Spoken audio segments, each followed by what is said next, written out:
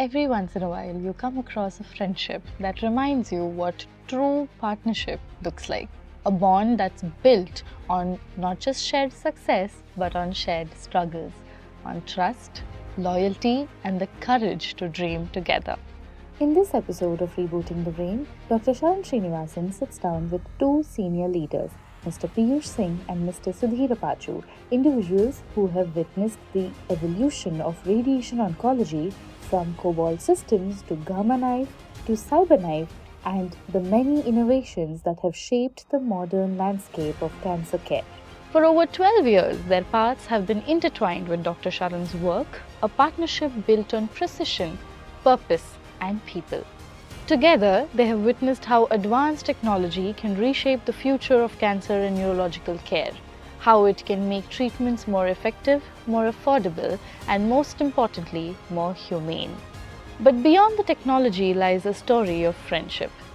A story that draws its strength from two people who have stood by each other through every challenge, much like Jay and Veeru from Sholay.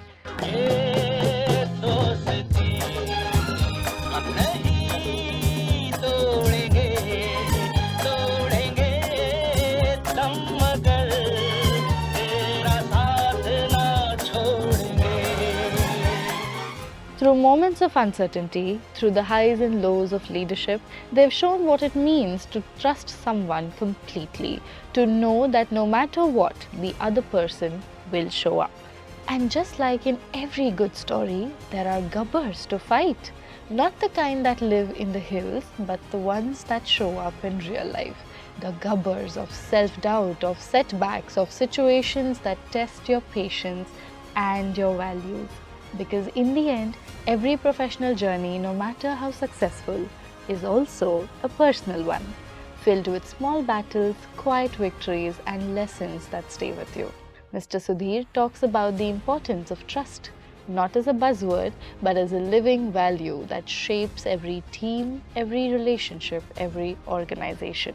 Mr. Piyush reflects on how passion, when guided by belief, can build not just companies but communities. And somewhere in that journey, there's what they jokingly call a Basanti moment, a spark of connection when everything falls into place. For them, that moment came when they found their professional partnership at Accuray, a place where their values, their purpose, and their teamwork aligned seamlessly. That flash of joy, that moment of connection when everything falls into place, when you realize that friendship and purpose can coexist beautifully and that success feels complete only when it's shared. This isn't just a conversation about machines. It's about people, about the human stories behind innovation, about the relationships that make progress possible, and about the strength it takes to keep moving forward, even when the road isn't easy. This episode is a Radiation Week special in view of the International Day of Radiology on November 8th, a global celebration of discovery of the X-ray and the impact of radiology and radiation oncology in advancing healthcare. Because technology can save lives, but it's trust, belief, and friendship that truly sustain them. This is Rebooting the Brain, and in this episode, we talk about innovation, integrity, and the power of standing by the people who stand by you.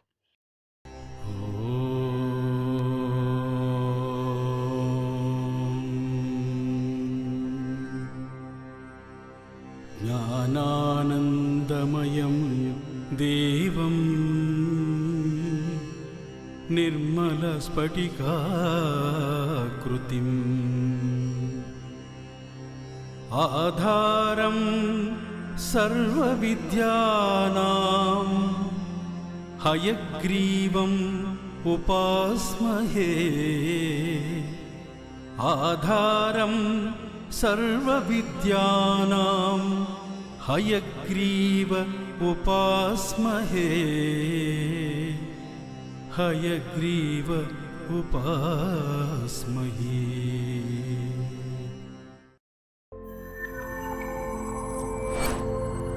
Rebooting the Brain, powered by PRS Neurosciences.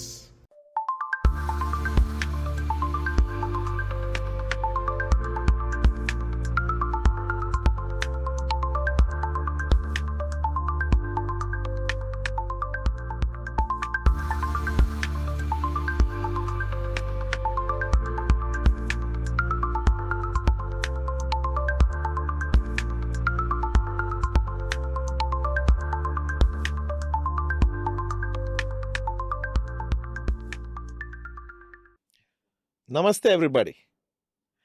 Om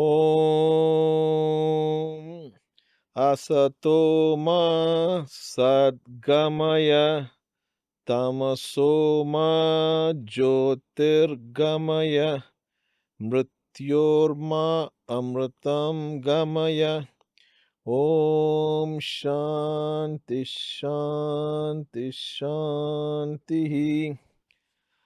This shloka has been an inspiration for me right from my childhood. And like the shloka says, from ignorance to knowledge, from darkness to light, and from death to immortality. You can use these principles anywhere in your life, any way you want, personal or professional, and gain your own benefit. So, guys, don't forget that. Welcome to one more edition of our podcast, Rebooting the Brain. And before I go to the fantastic guests I have, usual housekeeping rules. Remember to subscribe to our channel, hit the like button, share these videos, and go to our channel. There are lots more videos and reels there that you will love.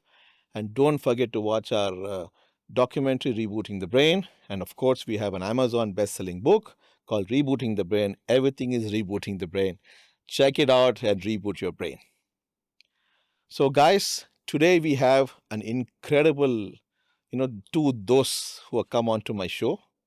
And these guys, I call them the Jay and Viru of Radiation Oncology. You might be thinking, Jay and Viru, remember Sholay, the movie? The evergreen blockbuster. When we were kids, I think it came, and right now it's still people enjoy that whole movie. So we have the Jay and the Viru here, the Amitabh Bachchan and the Dharmendra. So they've already identified themselves who is who at the end of the We day. chose our Yes, character. you have chose the characters, not because they wanted to, because they, embody that whole process of what is happening. And welcome to the podcast, Piyush Singh, the Viru of this combo, and Sudhir Thank you. Appachu, who is the Jay of this combo. Thank you. Thank you, Dr. Thanks a Sharan. Guys, lot, I'm Dr. Pratap. so excited for you guys to be here. Oh, same here as well. Yeah, he started with a call that you made to me when I was just entering a distillery in Scotland. Yeah. Can you imagine? Happens. I'm a teetotaler. I'm going how the whiskey gets done, and I get this phone call. We went into a restaurant to eat something before we get in. I'm just asking my friend, does whiskey get made from grapes? And he looked at me like this. He thought it was sacrilege. First of all, I didn't know that Scotch is from Scotland. I'm a teetotaler. I said it doesn't make a difference for me. And then I asked him this question. He was pissed off with me. And he said, no, barley. I said, chalo, we'll go in and find out what's going on. And then your call came. Yeah. And I spoke 10 minutes and they were getting restless there, because I was not going into the distillery. Because I had Wi-Fi. Otherwise, my Wi-Fi would have gone. So I was hanging around in that restaurant. So it's like that. And you just saw the video of the entry of Jay and Viru on that Tagla, that motorcycle or whatever you call it, whatever that vehicle is. I really don't know what that vehicle was. What is that? Yazdi. Huh? Yazdi. Yazdi. Piyush, you had a crazy experience today. Somebody's bum got burnt because of the seat was on fire or some nonsense like that. What's going on? Yeah, why do you creating trouble for everybody everywhere? What's going on?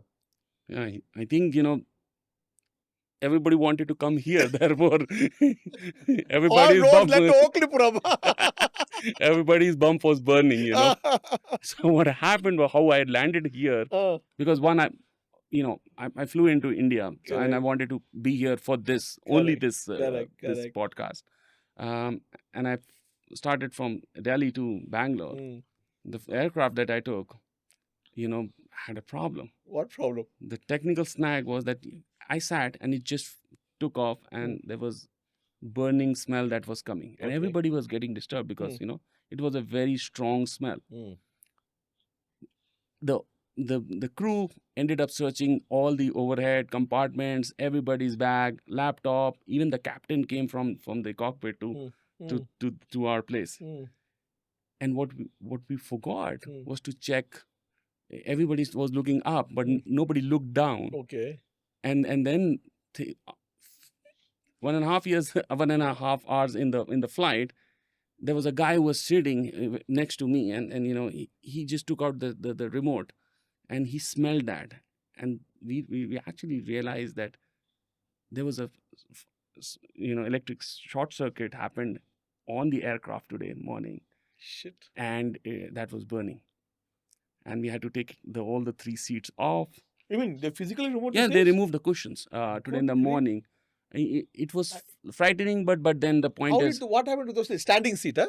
No, they were lucky, right? See, that was bad thing that has happened. But at 36,000 feet, what can you do? Nothing. You only pray to God.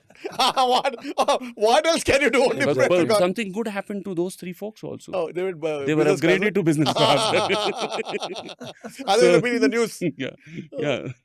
And the second thing which they was constantly thinking once they shut off all the electricals inside the cabin electrical, they wanted to land in Hyderabad. And I swear on God, I was saying, I'm just going to Bangalore to meet Dr. Sharan.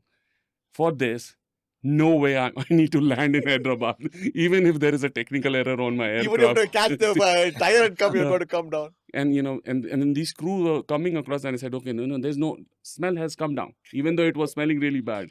Because I wanted to land into Bangalore just to be here. If anything had happened, I had vicarious responsibility for this. I am so happy that it was India and everybody was cool. If it was in some other country, people would have panicked. But I think, we as a country are very... fatalistic. Yeah, we're pretty okay with all the pains and chaos in life. Yeah, and good for those 3, straight to business class. So somebody may light up their seat next time just to go get upgraded. That also don't be surprised if it can happen. Exactly. Yeah. Match fixing can happen. My goodness, that is crazy. But it all worked fine. I agree. Maybe your strong signals of having to land up here for the podcast, changed the whole universe, conspired to land things on time. Great. Yeah, continue to fly Air India. It's good airlines. In spite of everything else. Recently I flew and we flew to London and the flight kept on postponing and then they finally didn't take off from Bangalore to London. Then we were put on Virgin Airlines and then we went and nothing happened. It's okay. Anyway. Problems are okay in life. Let us start with your friendship or your buddyship or dosti or whatever we call it. Sudhir, tell us, when did this start? How did it start? It's not easy for 2 of you to be... See, friends of the profession is different. Yeah. But friends in profession, growing together, clapping, being cheerleaders for each other and also being that's not easy. Can you just tell our audience how it started? Well, it started quite some time back, Doctor. I think we are talking of around 11 years from now. He was working for Brain Lab. Okay. A very respectable company which does softwares for neurosurgical applications. He was a noted guy, and you can't miss this guy wherever you go. Okay? He's quite tall, and he talks a lot. Makes sense, right? Whenever he talks, okay. So this fully guy was self-expressed. Absolutely, he has been like that, very cheerful. This happened around 11 years back. And had opportunity to work with him. Since 11 years now. Yeah. That's 2014, 13, 14 somewhere. 2014, yes, with one of the respectable companies, which is one of the major suppliers of neurosurgical stereotactic product, the CyberKnife. Then, of course, he had to leave and joined one more very important company where we both worked together, Accuray. Again, the masters, of robotic radiosurgery. I think. Got it. But you are the guy who pulled him into your previous company because you... So what did you find in him that made you to hijack him from Brain Lab into your side? Piyush is full of knowledge. Piyush is full of energy. Piyush is full of, what I say. He can go on any discussion. And as I told you, you're talking of 3 hours. I told you, he can go up to 7 hours. So Piyush can talk of anything, right? So he's got that kind of a knowledge, and that I think is clearly his strength, and he has got that capability of we jokingly say if you can't convince a customer, you can confuse him. He is the man, right? So there was an ad I was thinking, I can relate that to you. Yeah. Only knowledge, no bakwas. So what do you have to say about the opening line of what Sudhir has to say? No, I think he's been a great superior. So I think when you have people like him, who trust you. Correct. First thing is foremost and the most important thing is trust. Absolutely. Because when you have trust, they give you the flexibility. Exactly. And when you have the flexibility, you can apply your head develop yourself, and gain that knowledge which is essentially needed in a very dynamic form. Got it. So I think that was very, very key in having right superiors. Absolutely. And it only grew from there. That trust grew, that professionalism also grew together. And I think there is a huge contribution that from him, that I'm here where, I got promoted to different levels and then moved to US eventually. So yeah. You're in Trump country right now. Yeah. That's my president. Yes, absolutely. Yeah. Got it. Amazing, amazing. Incredible how it is. So, and as I spoke to both of you offline to plan this podcast, I suddenly felt that I had to contextualize this conversation. And for some reason, after I spoke, and knowing both of you for so many years, I felt that J Viru was the right entry. Okay. Right. And then I was not sure whether you guys will like it. So I said, let me test it out. So I put it in the podcast, the WhatsApp group. And you instantly put out, hey Jay, I'm Viru. I said, done. And you also had a Basanti moment. I said, whoa, we're going to come to that, but that's crazy. So it was so appropriate. So when I put that out, what made you instantly? I think the response came in less than 5 minutes to me. Yeah, that's right. And he's Jay, I'm Viru. So what made you make, how clearly, was it already thought in your mind or it was instantaneous? Or what made you I see he is Jay and I am Viru? Like I that. think fundamentally, if you look at, we know each other so well. Got it. And then you know each other very well. You know each other's habits, family, working, and you really know what somebody brings to the table. Got it. And when you are able to relate that, when you put in the Jay Viru movement, obviously he becomes the Jay. He's a silent, more thoughtful person, and I'm more He's spontaneous. strategizing. Yeah, he's doing all that head work, Correct. and I'm more into actions. I love meeting with customers, going in field, doing lots of hands-on, Got it. and getting things done. So Got it. I think that makes you get to a level where you know each other and eventually Perfect. I agree think, on that. Yeah, I can see that very well because even in our company, which I run in neurosciences, I always say in the movie called Neuro Rehab, I am the director. My wife, Dr. Pratibha, is the producer. Yeah. I am the guy thinking at 30,000 feet, strategizing, and she's on the ground fixing the nuts and bolts and all the firefighting, all the dirty work, sometimes rolling up the sleeves and fixing all those things. So both are equally important at the end of the day. And that symphony is what is very important. I think I also gone are those days where one person can actually make things happen. Exactly. You need a team. Got it. Everything that you do today needs a team. Absolutely. I mean, it's not all about the team. I think you should have a trust when you have a team. Okay. That's what is the poster all about. So, And that, I think, when I spoke to you, Sudhir, I Yep. think you must have used this word trust. I can't even count how many times you used that word. And I think that is the word that nobody trusts. I know. Exactly. In the world, the first thing that people don't Yes. trust is trust. Yeah. Yep. I can't believe this guy. Yeah. And that's something which I tell all my colleagues and juniors. I think you need to build that trust. Correct. Now, when you go and sell a high value equipment, it's not that technically, you try to enhance them with knowledge or nothing. No, I think it's the trust what you have to build, and he has to trust you, and whatever you speak is a trust. So I think with Piyush, it's primarily the trust, and it started with you as well, right? What do you When you asked for a quote for the stereotactic frame, remember? The system, the entire system. The entire system. So I put it across to Piyush, Mm. and I knew it was safe hands, and Piyush took over. Correct. And I had nothing to ask him. How was it going? What was going? All he comes back and says that we're going to meet Dr. Sharan next week, going to finalize the deal. Now, I mean, I that is something which I believe that I trust him so much, and that has brought us to this level. It sounds actually what you're saying is sounding unreal. Yeah. Is that all? Is it so easy? But because everybody is this distrust is actually killing people, killing businesses, and killing everything else, and you are making it look so. I think it's a trust between the colleagues and the trust you build for the seller also. And that's important. I think Piyush fits in well there. I agree. I think for me it was, we have been successful. I mean, I would touch it. We have done well with this trust, I think. I mean, we are going to talk a lot about that as we go along the post. Yeah. But I'm going to get you to the topic of the J and Viru of radiation oncology. So, can you tell our audience what is radiation oncology? Let us start with the fundamental question.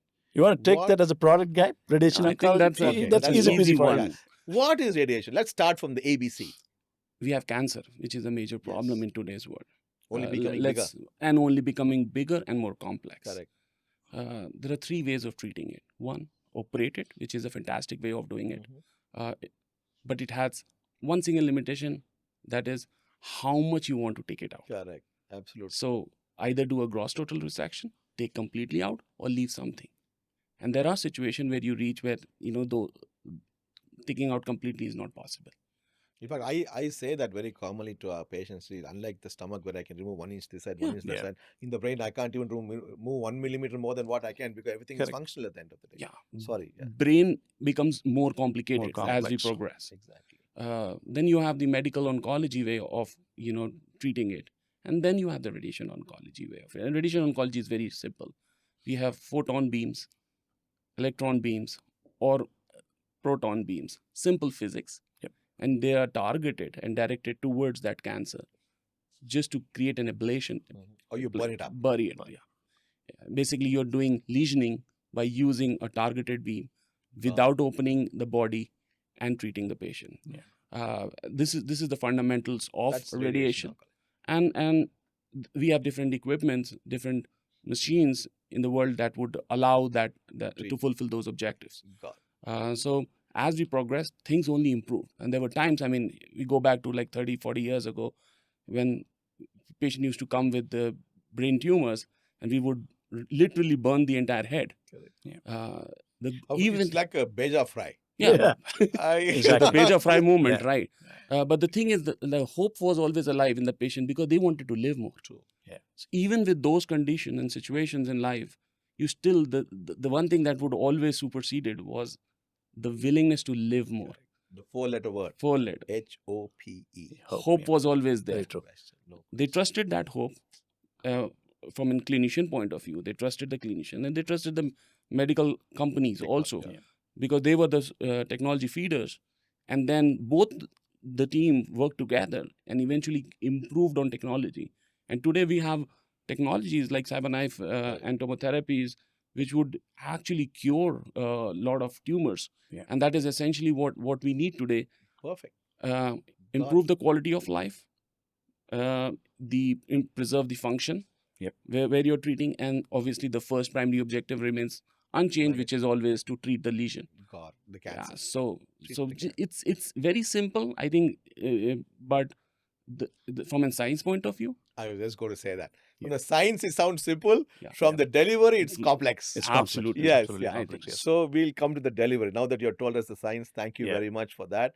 Now, as I was talking to you, I realized that here is a guy who's gone from the beginning, from this end to that end. And I didn't know that, honestly. I didn't know that you were really at the cobalt guy. And I said, my goodness, I didn't know. You suddenly felt like a fossil to me, saying that, was it so long that Sudhir has been in this business? Yes. I didn't feel like that when I spoke to you. So can you tell us, so the first thing is can you tell your journey, how you started?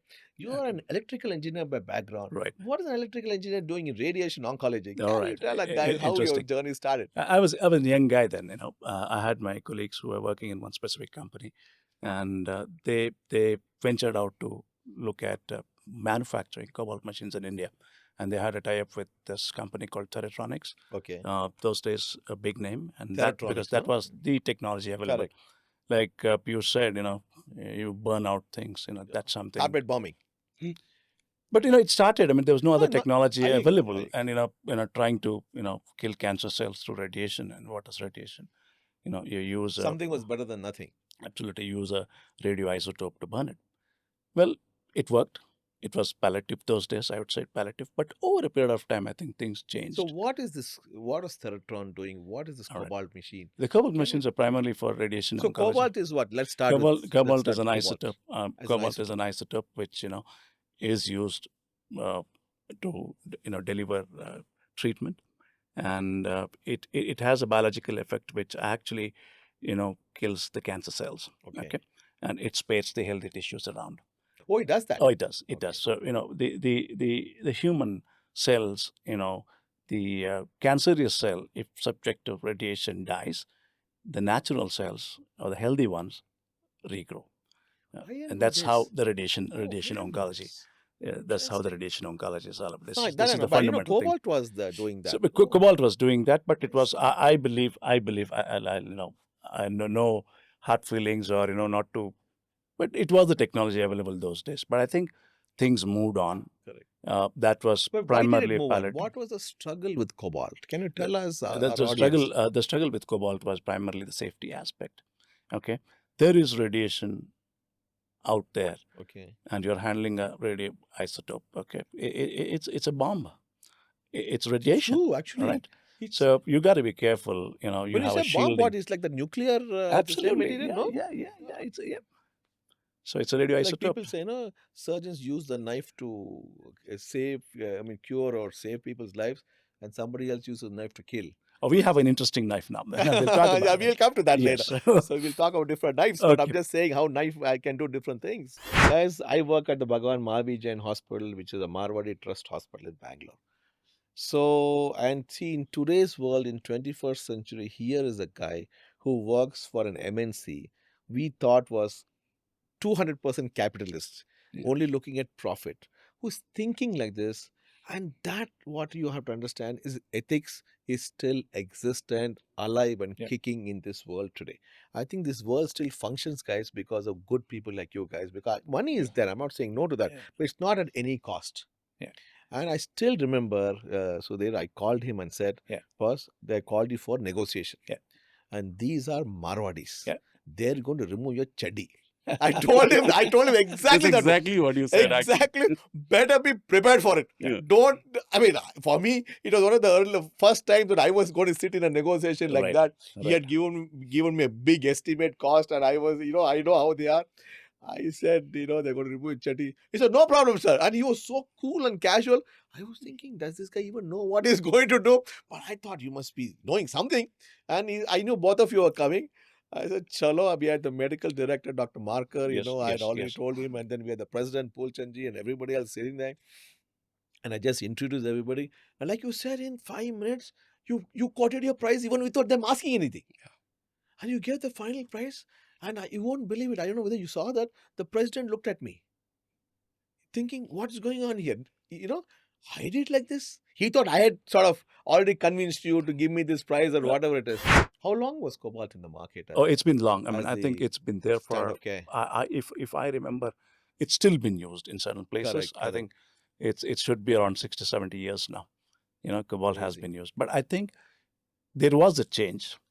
People already started thinking those days in the 50s. People started thinking of alternative ways of radiation, because of the safety and all of that. Safety aspects of it. And you said cobalt that machine came from Canada. They were the pioneers, and they were one of the best companies. Again, I didn't know they that. survived along. They're still in the market today. They do sell. Cobalt machines. Are they somewhere lower down there because they missed the bus? Absolutely. It's like the Nokia. Yes. You're right. Actually, even Teletronics tried making a Linac, but it wasn't successful.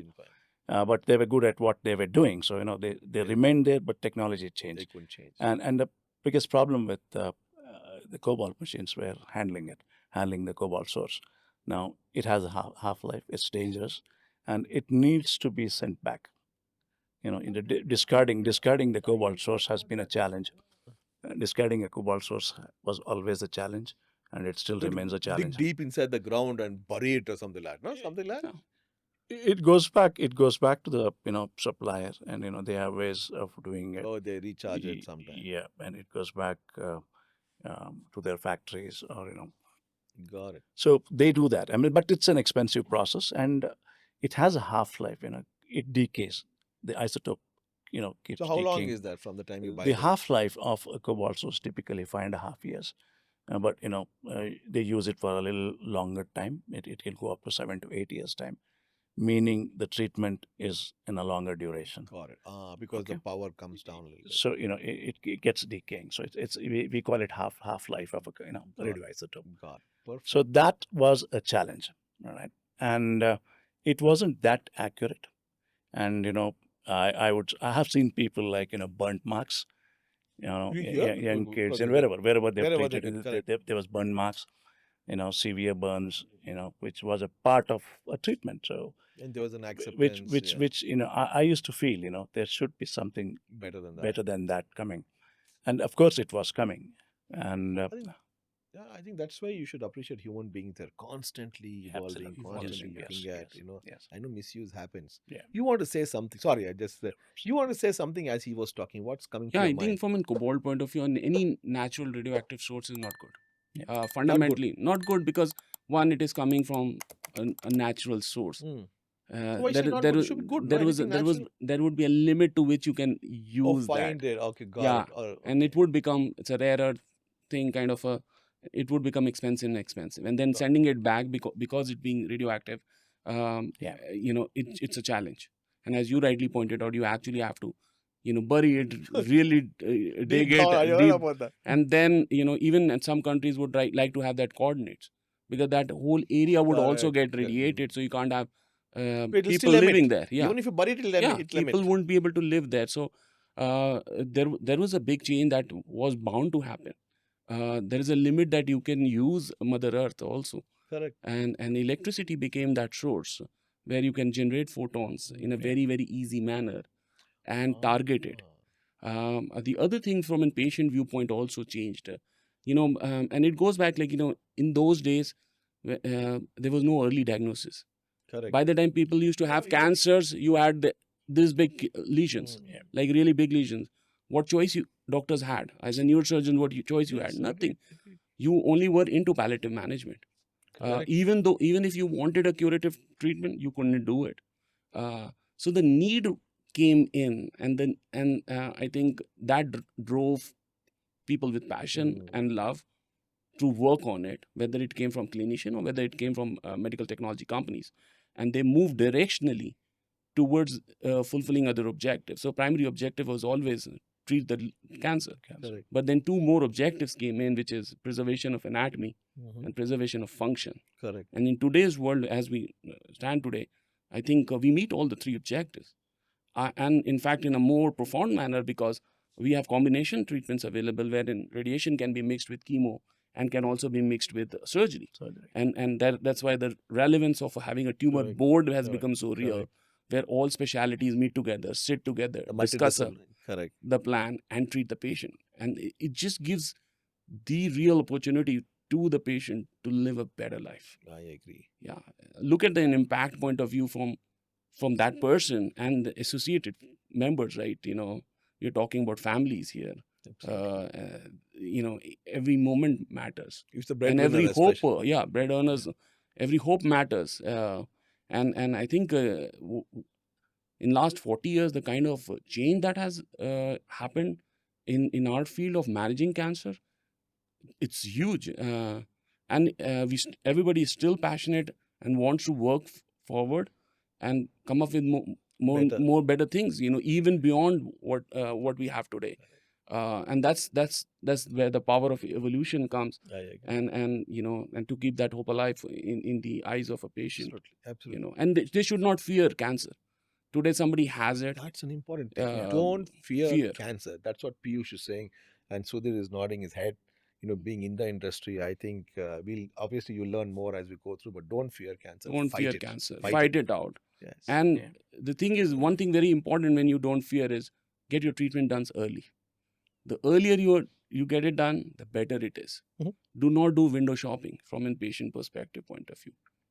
Study, understand, go to the right clinician, get the right advice, get your treatment done. Perfect. Do not wait. That means you're again defining the starting point. Pick up symptoms early, whatever those symptoms are. We're not going to talk about that today because we're not in a clinical conversation. But very interestingly, guys, this podcast is going to go out on the World Radiology Day. Right. And then you are talking about the importance of diagnostic imaging. Very important. How diagnostic imaging actually has made a critical role in diagnosing the cancer early, so that it gives the clinicians a head start to manage it well. And then it gets the adjuvant therapists like you guys to come in early, target your therapy so that eventually, the fight is successful and people can get back to their life. Though I think all of them are equally important for that. So I think that's where we come back to the technology you said was being when Canada was building the cobalt. You said the neighbor was up to something else. Of course, So I what mean, was the neighbor up to? Can you tell the the neighbors what? were What up to doing something which they didn't want neighbor to. is the United States United of America. States, and So even the first Linac was built in the UK. oh, Actually, okay, actually, Philips was working on a Linac okay. way back in the late 50s. What is Linac before you go to? So can you tell us what is Linac and what does it mean? Linac is a short form of a product called linear accelerator. Got it. You have a source, which is electricity. There is a target. It's a tube where you accelerate the atom at a to go- very fast oh, pace. It hits a target, generates a beam, Okay. which is in a form of photon. And And that it is beam goes directed, to that beam is directed towards the to cancer. the patient Got it. lesion, where the tumor is or where the cancer is. I think fundamentally it's like shooting the target. It's Got it. you identify something and then you hit that Got it. target. And that's exactly what we do. That's exactly what a doctor plans for. So how did you get in from what? How did you shift from cobalt to Linac Okay. as a career shift? Or what made you make that shift? I'll tell you, it's very interesting. When I started my career with the cobalt, I think we were trying to ignore there's something new coming as a company perspective, right? But they weren't so happy to go out to the market to say that there's a better technology coming in. So that is an ostrich. That's how it effect. was. That's how it Yeah, was because that's stupidity. and That is stupidity, don't you think so? when you Very learn true. over a period of time, I thought the Linac should have come in much more earlier because they are more precise in treating, right? So this came in, and I believe I had already put in around 10 years on the cobalt. 10 years in cobalt? on cobalt, a decade on the cobalt business Wow. in this country, and Amazing. yeah, And you had some 400 machines you were telling me all over the country. oh yeah, there was I remember there was around 450 cobalt machines all throughout the country. Sold by one company. No, there were other two companies, but primarily Your majority was this company, which was based out of Canada, which I used to work for. Things started changing. The cobalt companies were always saying that it is expensive to maintain a linear accelerator. They're giving all the sour grape stories. Exactly. In India, it would not work. India is a poor country, but things started shaping up, and when you started, hearing about the results, and companies were very aggressive. The Linac companies, primarily those days when I joined, there were around 4 companies. There were 7 actually, basically 7 companies which started Linacs. 3 vanished, and 4 were remaining. There was Varian, a very respectable company, Philips, Siemens, and Mitsubishi. You remember Mitsubishi, right? Well, I didn't know Mitsubishi was Mitsubishi had linear accelerators. Hitachi Yes, also. yeah, Hitachi also? yeah. Yeah. But But they don't exist right now. They no? don't. They don't. None of them Oh. exist. Only the 3 major players. Who are the 3 major players now? You have no. There's a lot of change Okay, again okay. happening in that. Okay. Variant predominantly were the number 1 players globally. Americans, they've done well, and followed by a company called Electa. This was That's the frame I have. that's the Yeah, frame you have. that is Other true. frame, yeah. The frame guys went ahead and wanted to do outside. They had a gamma knife. Correct. You know about the gamma Yes, knife, of right? course. I'm So- trained on the gamma knife. Correct. Yeah. So the gamma knife is primarily a cobalt isotope, which is Correct. used inside to treat brain tumors. Very expensive machine. Yeah. The company wanted to do something outside the brain. So they wanted to look into a product which could do outside the brain treatment. So they went ahead and bought They Philips. bought over a company. They bought our Oh, they bought Electa went, Philips. Yes. Electa went ahead and bought our Philips in I remember you 1990. came into. I didn't remember Philips, but you told we Yeah, got into they Linac they now. bought Philips, and they started working and developing that product. And 2000, but there were products. I think 2003, 2005 is when they really came out with a very good machine. Varian had a wonderful product. Electa came out with a very nice linear accelerator. Where's the micro? This one that you With- came with up with? MLCs, yeah, with MLCs, yeah. That's right. I So remember things- that you telling me that. Yeah, so things started changing. Entire scenario changed, and people who were talking of cobalt, all of a sudden started talking of Linac because you are talking of more accuracy in treatment, curative in certain cases, if diagnosed early. So diagnosis and linear accelerator became a combination, and that was a boom. I think post 2005, And the cobalt just disappeared. cobalt is there, Even but now? I think even now, Really? even now, and there are companies which beyond the gamma knife? there's an Indian company which makes a cobalt also. Oh, who's buying? It's made in Bangalore. My For your information, goodness. yes, there's a And company people called are buying Panacea. it? People are buying it. People are Why? buying it. People are buying it for various reasons. I think there are countries which still feels that cobalt would be the right technology for their population. What do you think as a technical think, guy? see, the Does that thing make is- sense? I mean, See, I'm not the expert, so I'm well, just I asking mean, you. I think as a from a person who believes in curative treatments, because you were always driven by solutions. Correct. You would never go for those technologies. And so is true for majority of the clinicians today.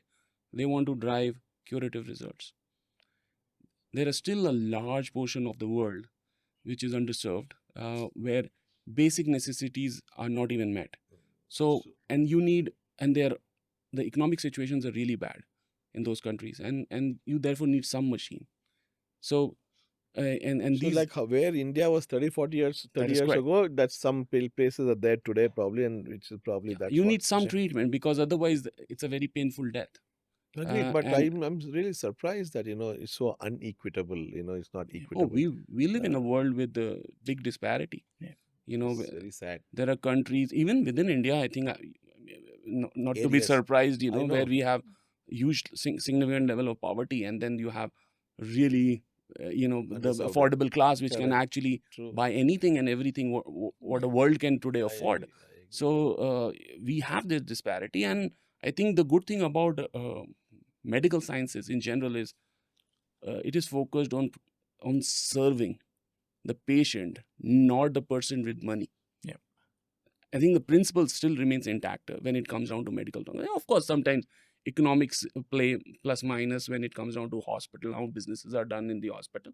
But I think at a fundamental level, it's always been seen as a patient-centric service. I agree. And that makes a huge difference, because it's a mindset change. True, absolutely. Yeah. And I think, if you actually read my book, I talk about democratizing healthcare, where we should be able to give a decent, treatment. It doesn't have to be the best of the best, Yeah. but which is definitely on par to everybody who needs it, rather than saying that can you afford it? And, obviously the public-private partnership comes in significantly in that. Just to come back to a comment on what you said about the cobalt and the shift to LINAC and how your companies missed it.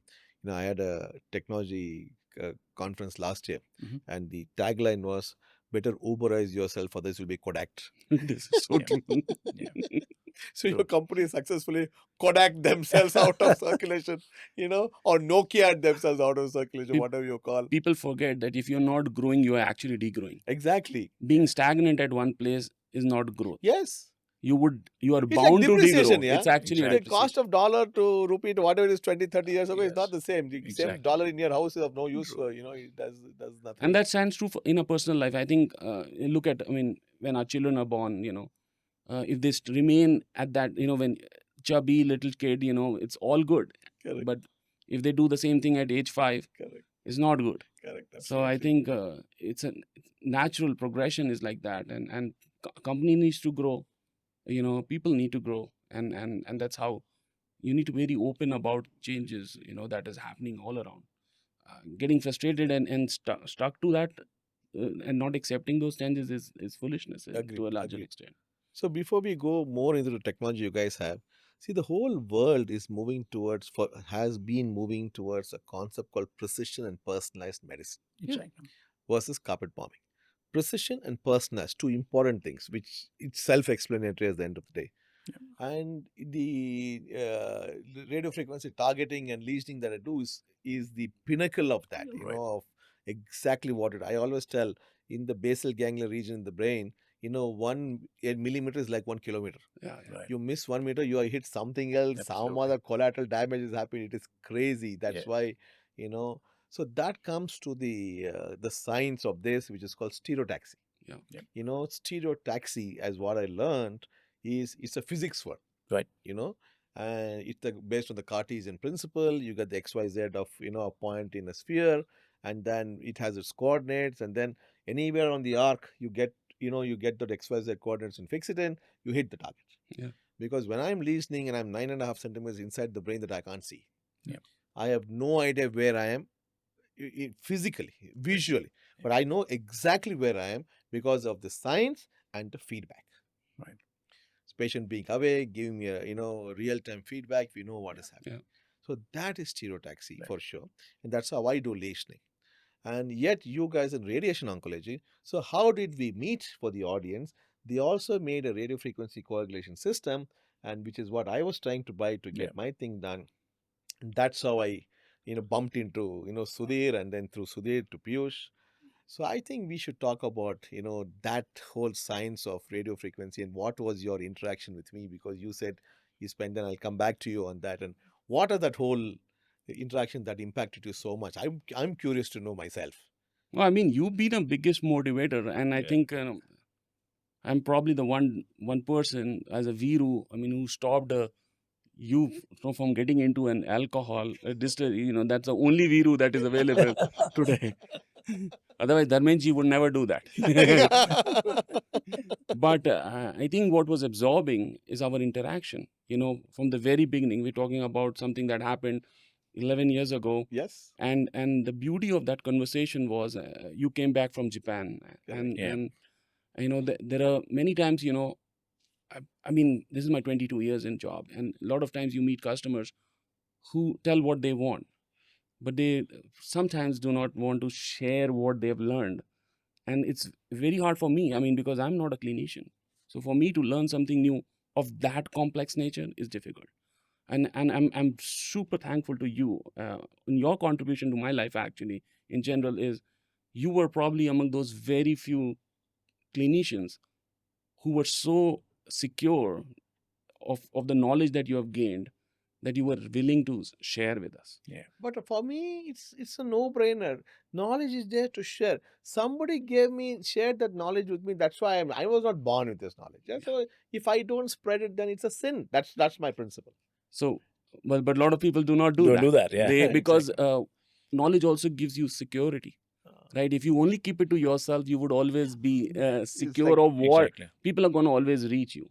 Forgetting the fact that if you share more, you probably have wider reach. Correct. And I think it's a personal goal versus a universal goal that you want to achieve. You were aligned. Selfishness or greed, or I don't know what you call You were more open to a universal goal rather than Absolutely. a self goal.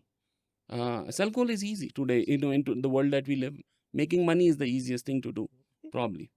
The thing is, getting the respect for what you do is probably the most difficult thing to do. Agreed. You've been very nice, and I'll again go back to that 11 years ago's conversation. I came to you knowing very less about, I knew stereotaxy, but I knew very less about what you wanted to achieve. You showed me those notes, which I read through, Oh, my handwritten Japan notes. notes. Your Japan notes. 600 pages in 6 600, months. Can you imagine? Yeah. 600 my pages. And who's willing to share those? That's a Bible from a functional neurosurgery point of Even view. today I read them. Before Yeah. every surgery, I go through my notes to make sure that I don't miss even the small nuance. And I was truly honored to read through a lot of pages. I gave you that book? Yeah, which was very relevant to I don't remember that at all. So my understanding. So I understood. Once I understood the concept of what you wanted to achieve and what is functional neurosurgery, things became very clear in my head what I wanted to do for you. Or support you as a neurosurgeon.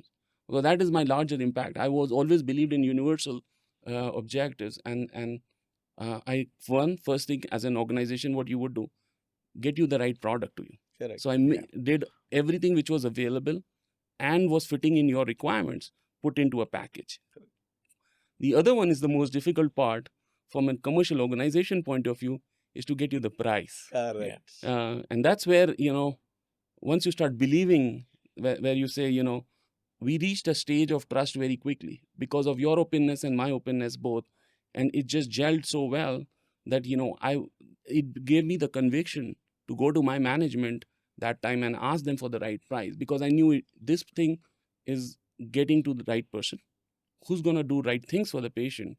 And therefore, once I was convinced, I was able to convince others to get you that right price. And I think when we both came to that nice meeting we had here in Bangalore with so many trustees around, It was a 10-minute meeting. I want to say, don't, let's not finish it in 2 minutes. I'm going to relive that whole thing. Yeah.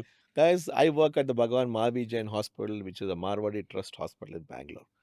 So, and see, in today's world, in 21st century, here is a guy who works for an MNC we thought was 200% capitalist, Yeah. only looking at profit, who's thinking like this. And that, what you have to understand is ethics is still existent, alive, and Yeah. kicking in this world today. I think this world still functions, guys, because of good people like you guys. Because money is there. I'm not saying no to that, Yeah. but it's not at any cost. Yeah. And I still remember, Sudhir, I called him and said, Yeah. boss, they called you for negotiation. Yeah. And these are Marwadis. Yeah. They're going to remove your chaddi. I told him exactly That's that. exactly what you said. Exactly. Actually. Better be prepared for it. Yeah. Don't, I mean, for me, it was one of the first times that I was going to sit in a negotiation like Right. that. He Right. had given me a big estimate cost, and I was, I know how they are. I said, they're going to remove Chetty. He said, no problem, sir. And he was so cool and casual. I was thinking, does this guy even know what he's going to do? But I thought, you must be knowing something. And I knew both of you were coming. I said, chalo, we had the medical director, Dr. Marker, Yes, I had yes, already yes. told him. And then we had the president, Pulchandji, and everybody else sitting there. And I just introduced everybody. And like you said, in 5 minutes, you quoted your price even without them asking anything. And you gave the final price. And you won't believe it. I don't know whether you saw that. The president looked at me, thinking, what's going on here? I did like this. He thought I had sort of already convinced you to give me this price or whatever it is. I think, Dr. Sharan, we did have a discussion on that, before we came in there. My question to him was, is he really looking at it? Okay. I mean, that's how it happens. And Piyush was spot on, and that's what he's good at. Says, yes, he loves the product, he wants to have it, and he's going to do wonders with that product. At one point in time, I believe, we had a discussion. You said, if the hospital doesn't buy it, I'm going to buy it on my own. Yes. I remember this, okay? Absolutely. And when Piyush said, this is the price they're looking at, I told Piyush, I think we should do it. I mean, on camera, I'm going to thank both of you for No, it was our true honor. it's really. No, I really, think it you served do not its know how purpose. many It served its hundreds of purpose. patients have benefited. I know. No, every single time, when I saw your videos where people, Correct. with guitar, open craniotomies you're Yes. doing and doing, doing functional neurosurgery, and they come back and there is hope and life for even people with such You would neurological yes, situations, yes. Then it's not a disease, actually, it's a situation. It's a misbehaving brain circuit. Yeah. That's what I tell them. Yeah. And even last week, I had a 74-year-old Parkinson's guy. He's shaking like this all the time. Yeah. And and then he's into dyskinesia. Right. And for some reason, he didn't like DBS. He didn't want to get DBS done. Yeah. He's suffering. Then somebody referred him to me. And his left hand tremor was more, right hand was lesser. Mhm. So I said, I can only do one side at a time, because I'm Yeah. ablating. I said, which side do you want? He said, which side will do? I said, it doesn't matter to me which side I'm going to do. So Yeah. you decide. We went back and forth and all of those things. Finally, he decided to do the right side because he wanted to write and all of that. And I did the surgery and 100% the tremor stopped. It's been about 1.5 months now. Yeah. He's so excited. He came last week. Yeah. Doc, when are we going to do the other side? I wasted 5 years. I should have come. Now he's realized that he has wasted Yeah. time procrastinating at the end of the day. Right. So thanks to you guys, it really happened. And I'm telling you the back end story of this, since you Yeah. said, I was convinced to buy it when you asked the question, the key Yeah. question. Is a couple of weeks before they actually called you for negotiation, Yeah. Dr. Marker sent me a mail. He said, Dr. Sharan, I'm sorry to tell you that, Jain Hospital has decided not to buy this Mhm. because some trustees are thinking, why, some of the major corporate hospitals in Bangalore don't have this. So if it's so good, they should be having it. Yes. And if they don't have it, that means you Yeah. understand. No, I mean, Yeah. it's a fair, logical question. Correct. That they No, have. from a business point of view, Yeah. they were really right. I mean, They're bang on because they had to have some reference point somewhere Very for, true. to the language that I was talking. The only reference you would have had those days was probably Nimans. Correct. Exactly. Right, And exactly. Nimans is I not a remember. reference from a car because Yeah, they're a yeah. government hospital. Yes. So, they'll say, Yes. they can afford anything. Exactly. Though we are charitable, yet, there has to be Yeah, some, yeah. should we put the money here or put the money somewhere else, because Correct. it's not a small sum of money. And then I was like depressed. I said, kya karna? I was thinking. Then I say, and I thought for half an hour. And as you know, I'm like you, I sent him back a mail. I told him, sir, 3 options. Number 1, You put in 100% money, we buy the product. Yeah. We've tried for 5 years. Yeah. If it doesn't work, I will buy it back from you. You said that? I Yeah. said that time on mail. Okay. Okay. Second, I'll say, if it works well, we are all happy. Thirdly, I said, let us put money 50-50 and then we'll share the profit 50-50. Then he realized that this guy is clear. Yeah. That he has, I told him I have burnt my bridges. I have no plan to go anywhere else except do this. The moment he says, Sharan, don't worry, I'll convince the trustees. I think a lot of people have forget that neurosurgery is not like neurosurgery. It's actually, when you get into neurosurgery, you start with neurotrauma. Correct. Yeah. And then you evolve Yes, yourself yes, to yes. eventually become a functional neurosurgeon yes. after 10 years of Absolutely. practice. Absolutely. Majority of the people do not even reach that highest level of like a pedestal level of achieving functional neurosurgery. It's complex. I It's agree. difficult, and fundamentally, this is something that probably we failed maybe because of not being able to convince you know hospital management to understand what it is and what is the real impact of it. Maybe from an industry point of view also, we started seeing these things at small impact things, and I think there's a failure that lies at our end largely. True. I agree with you. And maybe we should work better from both ends and improve that image also. But the thing is, I truly believe, functional neurosurgery is not a joke. Not a joke. It's, Yeah. it's very, very labor intensive. Yeah, even in because you US spend kind of so a much country. of time convincing them. Family has a conversation. Yeah. Patient has a conversation. Expectations are so high. They think magic is going to happen. Yes or no to that. So it's very, very tough to set expectations and make it very real at the end of the And day. not just in India. I think even countries like US and Yeah, all, it's and it's everywhere a is the same. very limited number of people actually Absolutely. opt for it. I It's a agree. rigor that you have to endurance, rigor, persistence, perseverance. Every I agree. great word in the dictionary needs to be in you to Correct. achieve that. I agree. And still you fail on the table. Yeah. Then you learn. Do it better next time. Another 10 years gone like that. In fact, when I went for my fellowship, I was 45 years old. Mhm. It's not that I went in early.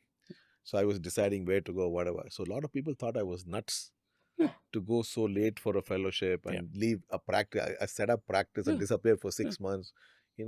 They thought I was nuts. I just packed my bags and disappeared. That's all it was. And no regrets at all. Yeah. Absolutely. And Rest is history, I would say.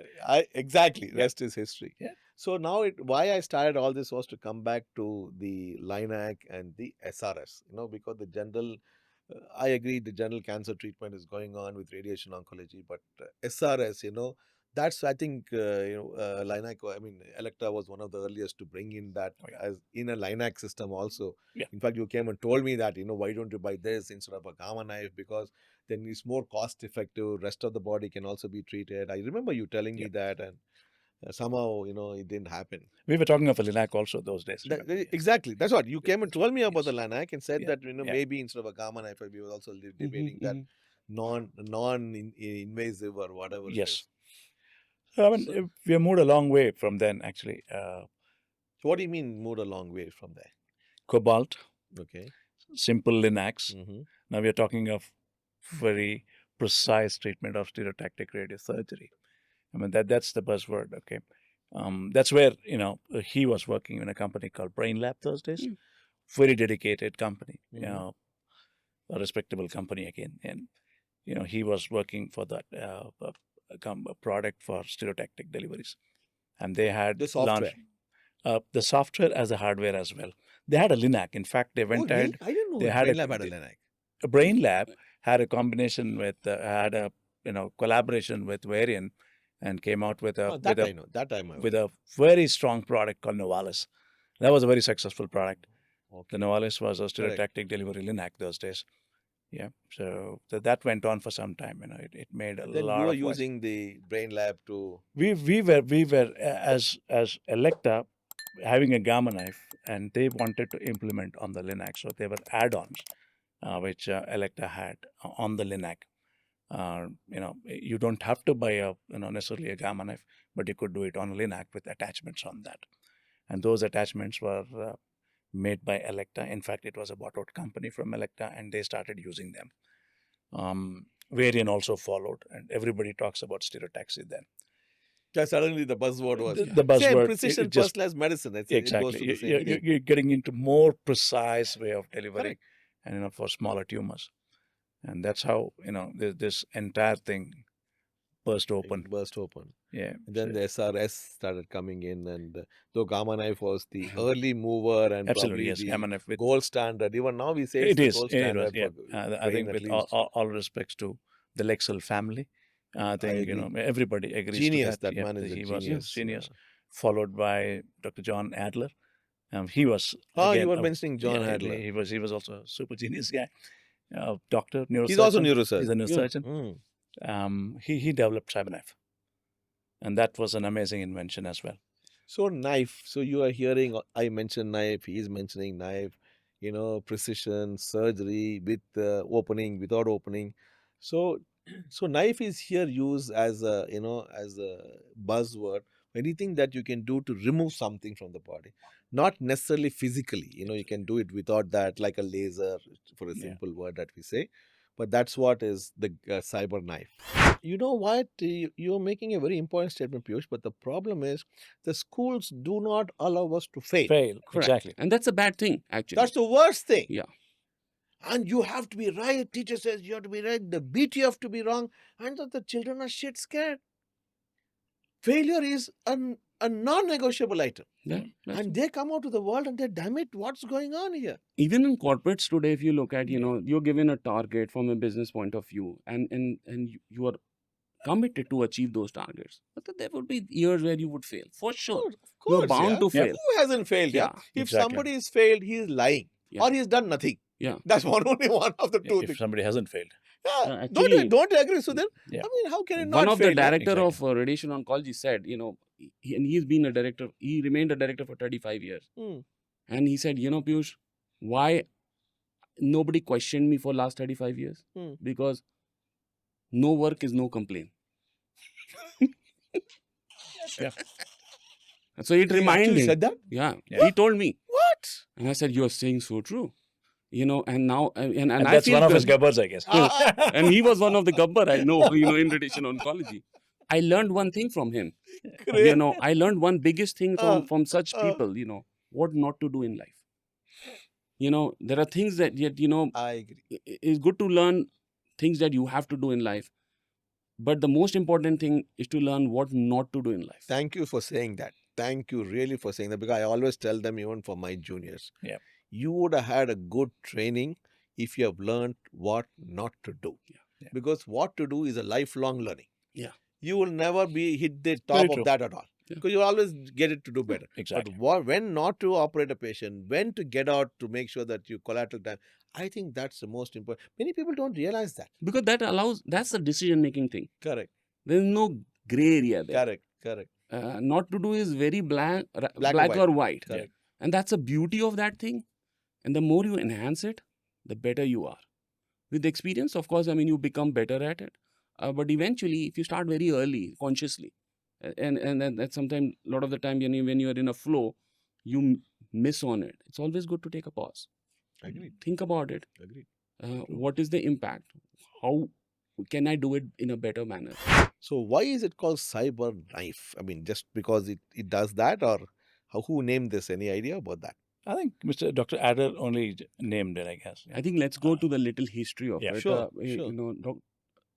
Dr. Lars Lexel, we all know. Yeah. We'll start with the big man. Big man Yes. contributed hugely from surgery Amazing. No question. and both radiosurgery. No question. I think what he That is established... pre-CT scan era. Yeah, pre-CT scan era, And 1968. some of his coordinates of pallidotomy we still use today. Absolutely. It's amazing. Yeah. Yes. So I think he had a nice vision of doing the right thing. And how he did was making best use of the science available in those days.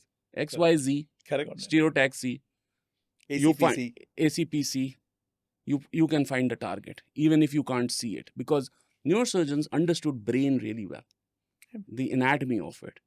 And the whole idea was to localize a problem in the brain and hit it with something. Correct. Whether surgically using generators or using radiation beams. So, but the principle remained intact that it was precise and accurate and curative in nature. Now, the flip side of that was when you go from a LINAC way of treating is it started with cobalt, then eventually evolved to LINAC. So it started from palliative. It was never curative in nature. Yes. So there is a one thought that is going curative in nature. The other one is growing from palliative in nature. From carpet bombing to Correct. focus. Correct. Yeah. So and then comes Dr. John Adler, who was a student of Dr. Lars Lexel. Actually, he studied under him, so he understood this thing. But now he evolved further because he said, "Oh, brain is not just the where you have cancers. What I can do to extend it beyond brain."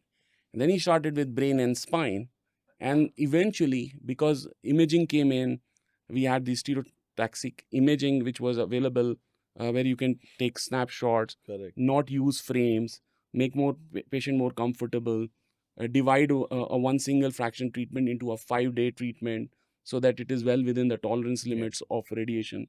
And all these things put together, he came up with the concept of CyberKnife, and which was to treat the entire body. That was revolutionary. Revolutionary, because essentially that was what the need of that hour was. But the whole idea was they all were, being neurosurgeon, were always focused on curative delivery. Correct. Yes. What happened in the process also, seeing the success of curative delivery, LINACs also tend to go in that direction. And again, I mean, sorry, because Sudhir is next door, he always sold LINAC. I mean, I came from a very radiosurgery background. And for me, I still feel LINACs are not the right machines to do good radiosurgery. Yeah. They have done really well, but still, because there are so many moving parts within that system, with no real-time, capturing, it becomes extremely difficult to achieve that sub-millimetric accuracy that we are talking about. Correct. It is not even designed to do it that way. And therefore, these dedicated radiosurgery systems, whether it was Gamma Knife to start with, followed with CyberKnife, and still going on, it just made sense. Why LINAC started moving in that direction is because of the economic sense. I agree. That's why they were struggling, and many of them still struggle because that it's like fitting a Boeing engine into something else, an ambassador car, and trying to make it better or things like that. Yeah, like today, if you ask a neurosurgeon, what is your preferred technology which you would like to use from a radiosurgery point of view?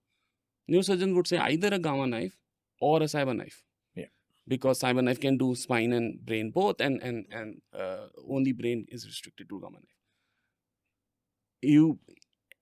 But from an economics point of view, if you look at hospitals would tend to buy something which is hybrid in nature. Okay, 50 radiosurgeries, but I can also do whole body radiotherapy. Have you realized why the neurosurgeons like the Gamma Knife? Oh, because it's curative in nature, radical approach. Because that's how the part of your training. But the fundamental thing is, guys, the number of non-cancer tumors in the brain is very high. Yeah. And these non-cancer tumors create problems even when they're small, because they're sitting and irritating the brain. You got an epilepsy, you got some speech disturbance, and all sorts of nonsense is going on. And that is when we realize that we have to take care of that, but this guy is going to live. So you can't, fix the rest of the brain, number one. And number two, some of these tumors were in inoperable areas or highly risky areas to operate. Or even when we did go to operate, we had to leave something behind because it's stuck to a carotid artery, some of the critical vital structures of a nerve or a vessel or something like that. And we couldn't sacrifice that because the patient can have a stroke or anything else. And then that had to be still taken care of, others will grow back again. Because of the non-malignant nature of many of the lesions that we had, we wanted a safe technology and a precision technology, because sitting next to optic nerve, sitting next to something else, you have to be able to only do that much.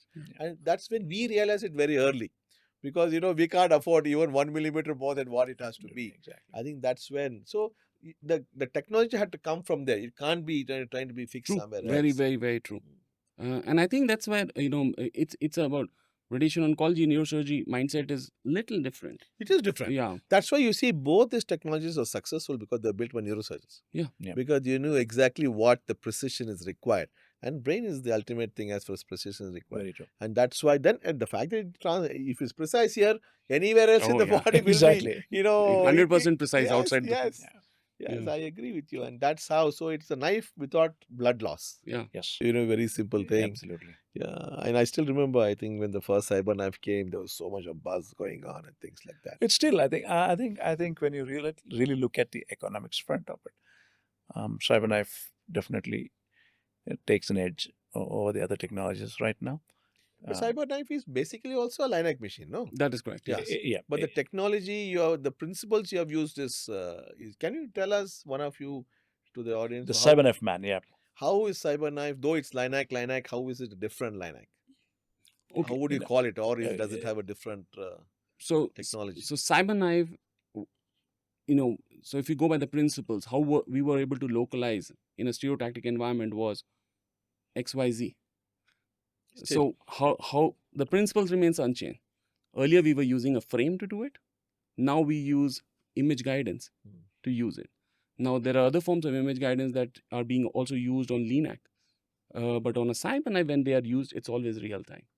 So there is So he's imaging and then every targeting. 5 seconds it is imaging. Correct. And the good part about it is that it has an inbuilt AI, which is also monitoring. Yeah. So if What there do you is which means that when you do not have a brain, the head can shake, or Correct, correct. something It's not is rigidly one fixed. So it is when it is imaging, it takes like 0.5 seconds to actually correlate to that change and track it and correct it both at the same time, which is the most important piece of it. So that's one. Second is CyberKnife is a robot. Linac is a ridge architecture. The head can go from one place to another place, and that provides The flexibility. head of the CyberKnife. CyberKnife. The head itself is flexible because it's a robot. It can move from one direction to another. In fact, if you look at the number of beams that it can generate from different angles, and I was able to open all the cones one day. Huh? Yeah, I mean, just trying, on a Phantom. We had 6,216 angles. What? Now you can imagine on a Gamma knife, you would typically you cannot go beyond 192. Correct. On a Linac, we are talking about 10 to 14 in best case scenario, number of beams that you would use. With CyberKnife, that flexibility I didn't goes know up this. that flexibility goes to 6,260, and that makes a And literally big, 360. literally 360 anywhere in the world. I mean, you can actually save, treat the lesion, preserve the anatomy, preserve the function, one go. Amazing. And you do not have to put an effort. You just have to localize the lesion. The planning is automatically done by the system itself. This sounds like that recent missile that Indian DRDO launched, which has a BrahMos. robot, which can change track. Yeah, that's what we It's do. not fire and forget. Yeah. The Linac sounds like a fire and forget. Yeah, But this is like tracking and real time changing. If the It target does. moves, it keeps moving. CyberKnife is always tracking. Yeah. It tracks and treats. Amazing. But how do you localize? Are you putting a localizer on the tumor or the imaging you? No, the best thing is that with the improvement in radiodiagnostic imaging, whether it is PET, CT, MR, even angios, we use it for AVM treatments also. You just identify the lesion, and being a neurosurgeon, you exactly know what the real problem is by seeing the scan. Correct. Absolutely. So you identify it, mark it like a auto, Yes, it's like, Adobe Photoshop yeah, I mean, kind that of is a amazing. The thing. technology. Yeah. You can actually mark it like an outline we used to do with Yeah. kids. No, we used to do that. And then it makes a 3D contour of it. It knows the volume. Correct. You prescribe a dose, and you treat it. Yes. The best part is when it is moving. Since there is no Correct.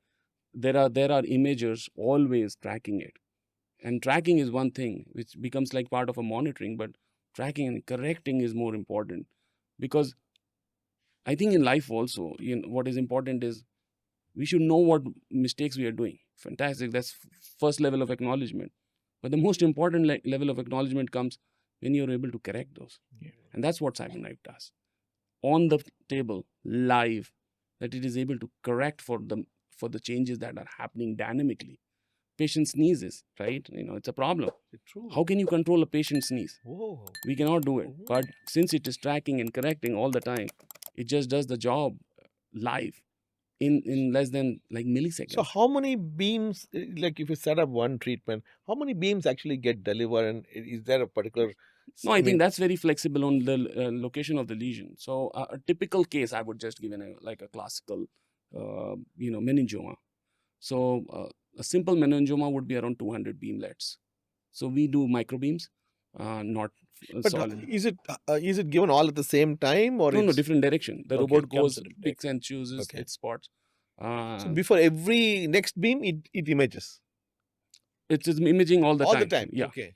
But what it is beam on and off is happening with respect to the direction of the So robot it and how it is chooses moving. based on the imaging which Yeah. is the right beam to. Yeah. So that is AI driven. That is AI driven. So And the radiation oncologist or the neurosurgeon doesn't have to be watching every no, beam. you don't have to. You just program it and You it program it, yeah. but the control is always in your hand. Correct. Like, you would put organ at risk.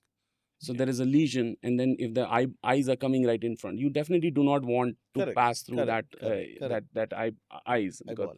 lens would go. Correct. If the beam passes through the lens, your lenses are gone. So it would pick the right angle to avoid the eyes, yet hit the target. And same is true for the whole body. I mean, lung is very even more complex sometimes, because you're breathing all the time. Can you stop breathing? True. Absolutely. It never happens. Patient with the lung cancer, for us also, we forget that stopping breathing is not an option. Correct. Yeah. Patient with lung cancer is more difficult. The reason is lung cancer is the last thing that they started, ended up. But before that, they probably had bronchitis, asthma, smoking. It results in big issues itself. So they're gasping for good breath in itself, and then you stop their breathing. It's very difficult. Yeah. So we allow them to do free breathing, and yet be able to treat those patients just because this machine is always tracking. Got it. Perfect. And I think any machine which does that, it's not CyberKnife, and it's something in the future. If it is mimicking how a human body is reacting or behaving, and if that same machine is able to mimic it, and you have a skilled radiation oncologist and a neurosurgeon working together as a team and making the right plans, it would definitely do justice. Even lung survival rates today, if you look at in 15 years ago, people with lung cancer would only live for 3 months, 6 months. Today, people are living for 3 years, 5 years. So survivals have gone up. Brain mets, I mean, it. I mean, amazing Brain change. mets, I think it's an amazing change that has happened. I agree. From somebody not surviving 1 month, 3 months, people are surviving like 3 years, And you can 4 give years. multiple brain mets individually without covering the rest of the brain. That so is that so true. the dose is to the right place, and you don't have to give the dose wrong place, because you can only give so much of radiation in one lifetime of a patient. You can't keep on giving as much as you want. So because of that, where you give it and where you don't give it, I think is an important thing. I think the most important thing, from a patient point of view, they should not fear. Get your early diagnosis. If you have a problem, reach the hospital, get the diagnosis done, get yourself treated. The time lost is a ticking bomb today, because that's and when lot you of patients when are you waiting in a wait list for something. Yes. They don't realize that for many reasons. I think those are all things that they should realize what is yeah, I mean, it's an economic burden. I mean, in country like ours, India today, definitely, I mean, it's an expensive treatment, and not just, I mean, surgery itself is an expensive procedure.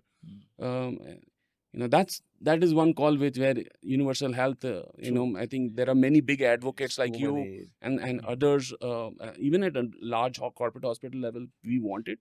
Most of the countries have it in Europe and US, because there is some health, right health insurance that is being provided, and that needs to be established in our country also, and that's where our balance I think the needs to come. Ayushman Bharat is a small step in. Oh, that very process. small Yeah, step. small step. And the misuse is big in the very high end. People who really should get it do not end up getting it. Ask me that, Yeah. ask me that. That's another podcast topic. I think if you Yeah, actually okay. look at that, we may even trigger some raw bones, the raw nerve somewhere, and run into trouble. So coming back to Sudhir, You, I know what you did yesterday, and again I have to thank you for that. That No, you no, no, actually no. he changed his flight bookings. He has slept in a lounge in a international airport. All this to show up on time to do this podcast. I mean, can you imagine the kind of love and affection these guys have and the commitment to do this? Thank you very much. Really, it's an honor. Dr. Sharan, it's an honor to be here. I think we didn't want to miss it. This was planned. In fact, Piyush told me that we got to do this. Then something came up, and I called Piyush and said, "We have a problem. I need to be there." Then we worked out something, and then, Yeah, I found a flight for him, by the way. he found a flight for me. Then I had to talk to my travel desk and then tell them to Thank you change this. so much. Really. So it's I think it is an opportunity actually, to express ourselves. Absolutely. I mean, we are behind the scene. You drive these technologies, Correct. but I think the results, when we see whatever you show up, it's amazing. We feel And great. that's a nasha for you because eventually you are also have a piece of that karma, the good Oh, karma that fulfillment comes is in. big. The Yes, fulfillment is absolutely, big. absolutely, no No. question about. So for those I didn't introduce specifically, Sudhir is the sales head. Correct me if I'm wrong. For the Indian subcontinent region, the Accuray. Did I get that right? Oh yeah, I drive sales in as well as now I drive the entire company. Enter a company in the entire Indian subcontinent, the SAARC region. So he's traveling here, there, and this is not an easy job to do. And for him at his level, to be willing to do that is something. No, Dr. Sharan. I mean, again, coming back to you, I think it's an honor, doing this program. I think it's going to reach out to people who really want to know what this is, Correct. what this is, what these technologies are all about. And they And can that's look how for we're it. going to. We are not here to sell any product, but I think Absolutely. we're just talking into public that they understand that these kind of technologies are available. Things have changed, and we are seeing it. In fact, when we talk about good numbers, we're talking about 16, 17 CyberKnives in the country today. So many of them. Oh yeah. We just I was in I was in a neighboring country. We just sold the first CyberKnife there. Imagine. So I think it's not that we are selling it. I think people are asking for it. There is a need which has been generated. I think that's something And which we are looking at. eventually, if it is 17, that means somebody like me would be watching the first guy. Is it working? How are the results? What's the customer feedback? And eventually, the proof of the pudding is in the eating. And if it works well, I think there'll be enough people. So, just for numbers, how many cyber knives are there in US? I would ask the global guy here. So worldwide, we would be having around 400 plus. But in a country like US, for example, just for benchmarking, US is around 125 to 50. Yeah, it's pretty big number. Yeah. So you see here, America is 1/5 India's population. Yeah. And if there are 150 cyber knives, so we should have into 5 times that. Simply of size of this one. Yeah, So that is true. where we have just gotten started, and cancers are only becoming more. And then for different reasons, from starting with I diagnosis think to everything else. US directionally, from a healthcare point of view, look at the GDP spend on healthcare. A lot of people end up saying about US policy on spending only on a majority of a portion goes on defense. But the fact is that if you look at the GDP spending on healthcare, that's huge. How much is it now? I think around 20-30% of Really? the GDP contribution goes to healthcare, which is very, very big. Yeah. And that reflects on how the entire policy is framed, how personalized medicine has become very real in US. And things, you experience it. I mean, I went there. I started seeing how organized and how documented things are. My history is captured so well. And it is moving from, if I get treatments at different places also, access to my data when I allow them is so organized and you get the right treatment. But there is always a thorough analysis done before even forget about a cancer kind of a disease. Like even if you get your dental thing done, they would go into the depth before deciding a treatment for you. So I think we eventually would reach that stage. I think our today little problem is economics, affordability, and also I think at a fundamental level, our spend on healthcare, GDP spend on healthcare is very low. In India, it's only 2%. Yeah, and the entire load is also taken care by the corporate hospitals or the private hospitals. Or the private hospitals. But there is, from a government point of view, we are lacking way behind, and things should change. I Things think should change. if all the corruption money sitting in Swiss banks is put into healthcare, I think it can make, you can buy some 50, 100 cyber diets and solve it. What do you think about that? I don't know about where the money is tagged, but yeah, the thing is the intent should be there. Yesterday First some- is intent, and give you a classic. I was born in UP, Lucknow, Mm. and I flew to Lucknow just because the leader is great there today, and look at the kind of a massive change that has come into that Correct. city. Correct. Very low on crime rate today. Roads, oh my God, you have to look at it. Yeah.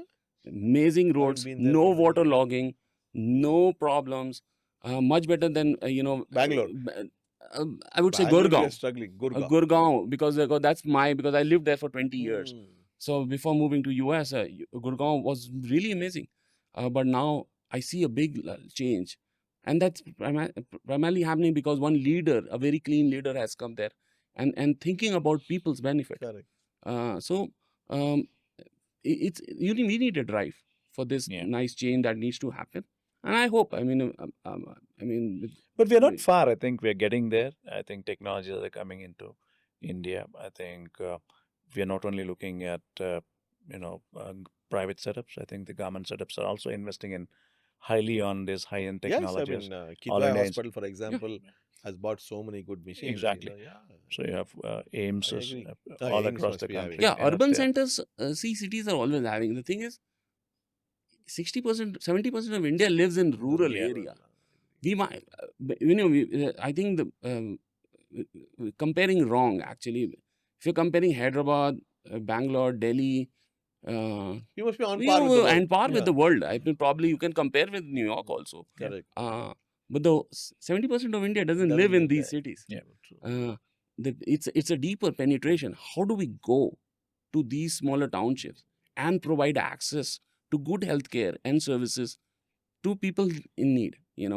And that's a very large issue. Correct. Absolutely. And until you do that, you are not actually achieving the objective of a healthy India, because only a healthy India can take us to Viksit Bharat. That is not going to happen. Oh, definitely. It is about people. Yes, it's about people.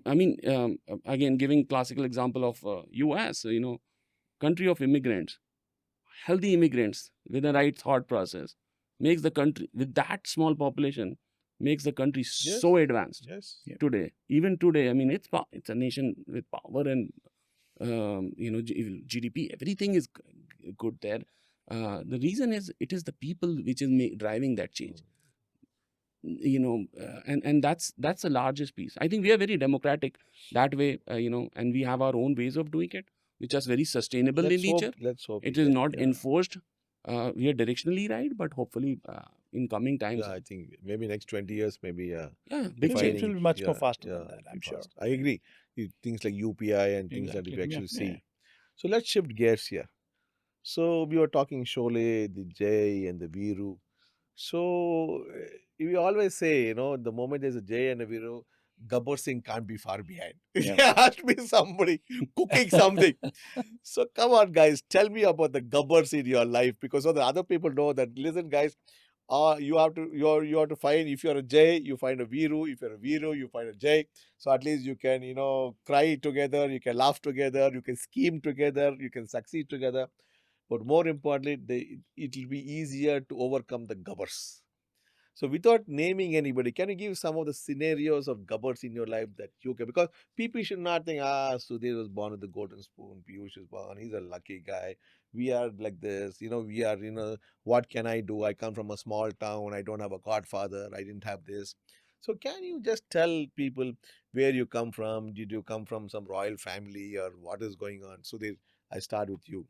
No, but coming back to Gabbar again, I would say that the Gabbar is not an individual per se. I think the Gabbar is the mentality of the people who think that, who are not willing to accept a change or something which new is going to happen.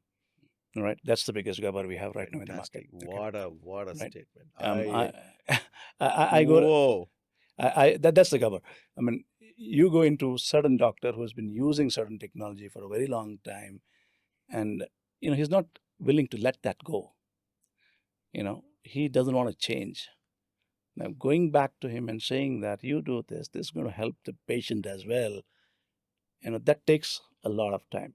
And that's changing. I think I'm looking at the younger generation of doctors are willing to change. And I think, that's where we are So one of the overcoming that gabbars you are saying is a mindset, and The we mindset. have a flexible mindset is very Absolutely. critical. Yeah. Wow, That's what an I would say. amazing, Yeah. amazing distinction. I mean, I wouldn't name any. We do have individual gabbers, but I think That's the not biggest the issue is not is that. this is the biggest gabbar we have to come across. We have been coming across, and we are trying to change that. I think people need to have a mindset which he has to change. Change is inevitable, and that's where you go and succeed. Absolutely. Yeah, Change is absolutely. inevitable. Yeah.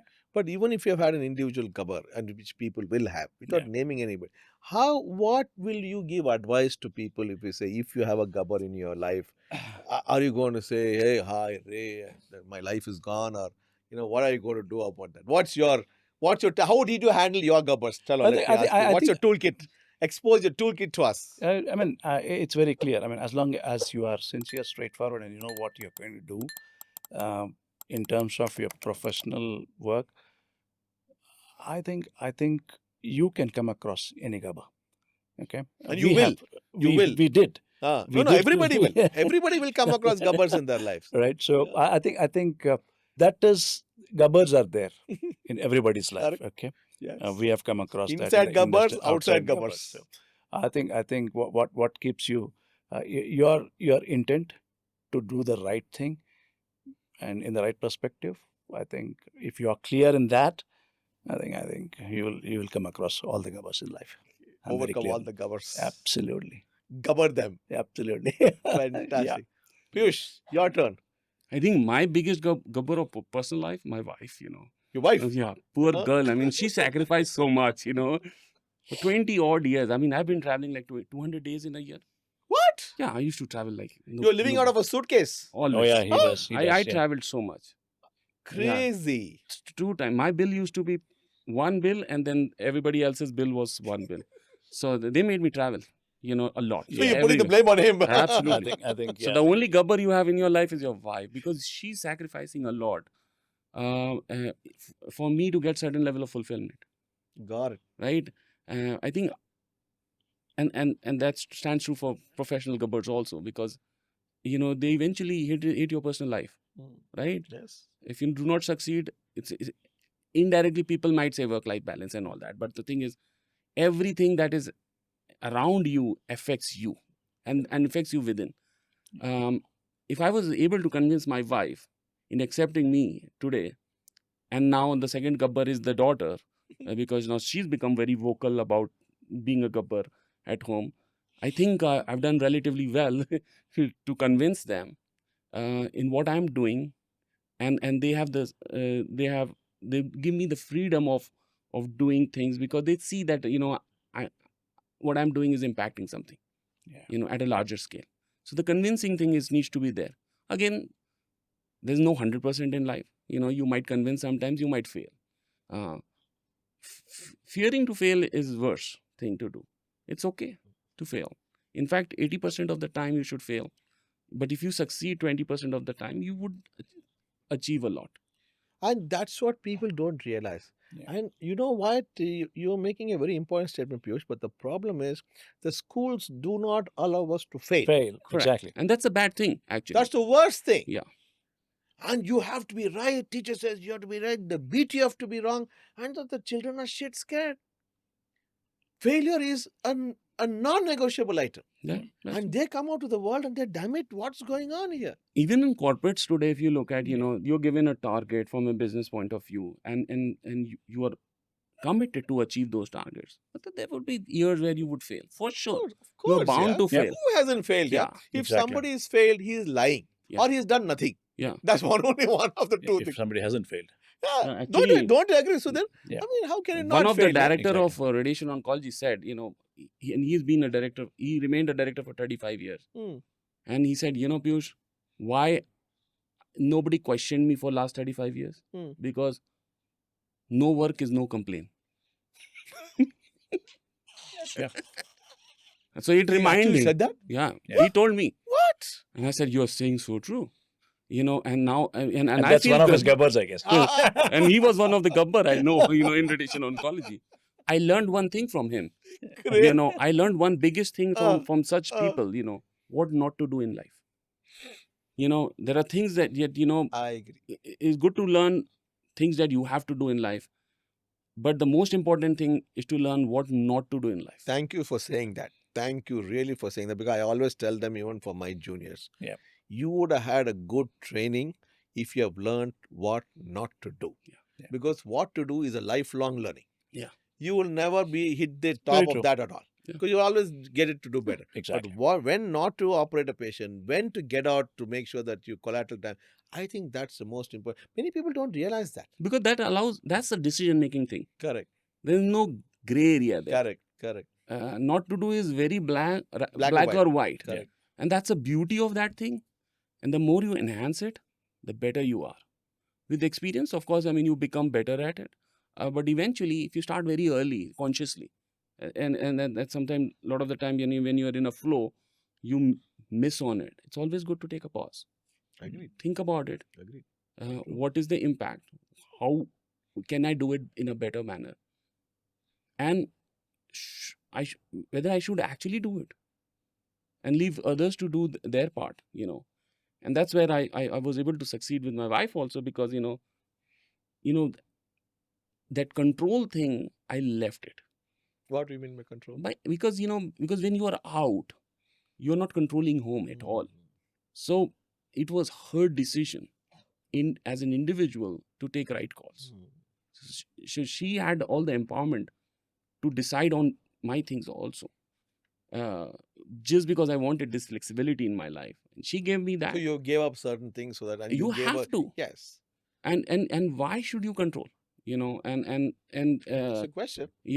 Why should I feel failed that just by giving up something? It's all okay. I agree.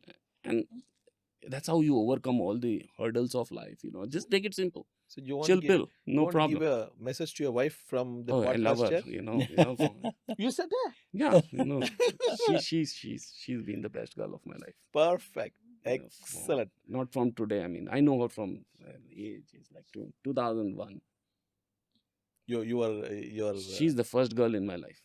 Very interesting. So we spoke about the gubbers. We spoke about. So you also made a statement that now you had the J, you had the Viru. We spoke about the gubber, but there's the key person there. Basanti. In Bollywood, without the heroine, there's no masala at the end of the day. Yeah. And I think Hema Mali did a fantastic job of the Basanti in that show, and that dance that she did on that broken glass and all, it was it's folklore right now. Yeah. So how do you bring Basanti into your mix, both of you? You can I think that's a great question. I think we both were in radiation, but competing with each other a lot of the time. Yeah. Right? Our Basanti movement actually is with Accuray. Okay. Yeah. That's where, the real union of our skills came into play. The trust became, so strong that, we were able to, like in military practice, you would back each other, right? Correct. Yeah. That's you die for each other. You die for each other. Correct. And you back each other. You do not leave each other in problems. And that's what we started doing from the very beginning. And look at the change that we brought about to the whole country and to the company, not just from business, but from a relationship with our customers. We had our own failed moments. We started when the company was really struggling in India. In fact, we almost reached a situation where we wanted to give it to distributors. And look at, in just a matter of a decade or so, just because of the level of trust that we have. We have almost around 70 installations in total, sales plus installation in the region. Yeah. And most importantly, what is important from 3 people company, it has now 54 people. He was telling me outside. Yeah, so 54. that is the employment that you have generated within the country. Yeah. That is the skill that we have generated in the country, and that is the empowerment that we have given to the people who work with us, because we worked with trust, And what is important is that when we hire people also, we give them the empowerment and decision making to decide what is right for the moment that they are engaging with. Controlling people doesn't help.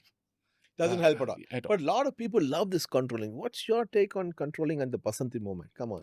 Yeah, what's your... Well, as Piyush rightly said, I think the Basanti moment for us came when we started working together in here. I think the level of trust So you what were we able had. to really, Yeah. crescendo the whole thing and... Exactly. I mean, he had no complaints when I, because there You was a pulled him task. in. He went in. Okay. And, In and Accuray, it was the I reverse. followed. I think while we were kind of scanning the entire country on how do we position this particular product, we had a lot of debates, discussions, arguments, and we had to travel. And Piyush, he loves traveling. I mean, let me be honest. I mean, he just loves traveling. Man on wheels, huh? Absolutely, he is. So it's Must just be in his this one, the Kundali, I think. looks like. Go look. Huh? Oh, Looks come on, like. sir. I mean, the Looks fact... like. No, that's not true. I think, the fact of the life is every boy dream at the age of 14 is to travel the world. That's their first dream. Okay. Majority of them. Okay. I mean, you wanted to become a neurosurgeon ever Correct. since you were a kid. Correct. But Same time. such 40. big dreams are with very few genius. No, it's But like this. majority of the people love It's like travel. this. I mean, loving travel is different, but you work. Yeah. You don't go there for fun, right? Hmm. You successfully do a business, True. right? And keep traveling, and you're consistent on that. You've forgotten the family. The family is separate. You're working here. You're focused. And I think that is something which is very important. Not easy. It's not easy. It's not easy. And I still remember, he had two small kids. His wife was alone, and she had to manage the kids. And never did he say no to me whenever I said, Piyush, tomorrow Coimbatore, tomorrow Vizag, let's go here, there. I mean, he was more than happy to travel. And I mean, that's something, kept us moving. And I think the trust again, he used to go and come back with accurate information. This is what's going to happen. Then we strategize it, sitting together. What do we do with this particular client? How do we go back to him? What are the plans? Deal making to decision No, making. it was customization. I It was don't say deal. customization. It was never transactional. Yeah, that's what. Never, ever. Exactly. I think one distinction that we want to make it very clear, in the matter of this healthcare success, if you make the relationship very transactional, it is never going to... It's not going to happen. It's not long term. I'm so happy you guys are saying this. Because No, I would say this. This is my experience. I'm telling you, Dr. Sharan, 33 years of experience. It is not selling, it's partnering. Yeah. That's what I would say. I mean, you need to partner. You need to go talk with to your them. customer. Yeah. With your customer. Yeah. That's what I say. Okay. With the customer, not Yeah. with them. No. Customer. It's with the customer. So you Brilliant. have to be honest to them. You got to guide them. Don't give false promises. Yeah, Absolutely not. big That- time. No, big no to that. So that helps. That helps. They trust you. There are instances. I'm going to be I'm going to be vocal here. Yeah. I have sold to 2-3 customers for all the companies I've worked, and these are all high-end products. Oh, Capital same customer, equipment. 3 products. Same customers. I've sold them a cobalt. I've sold them linear accelerators. I've sold them a tomotherapy machine. Amazing. And I'm selling them a CyberKnife also.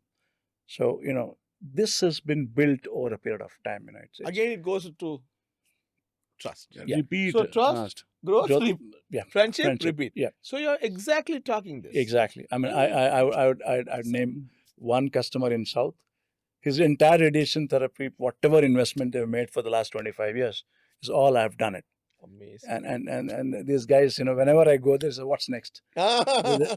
So we are left with one now. I think they're going to go with the CyberKnife as well. So it's important. So Amazing. that is something which you need to do. Trust, build that trust. Be a partner, not a transactional salesperson. I think, guys, in today's world of transactional relationships, whether it's with your customer, with your spouse, with your father, with your mother, with anybody, I think the trust and not to keep it transactional. Absolutely. I think today vitamin M seems to be the most important thing, and nobody else cares about anything else. It's very sad. Yeah. Extremely sad. Extremely sad. And unfortunately, the things are changing worse. Sometimes, you look at relationship as a piece of transaction.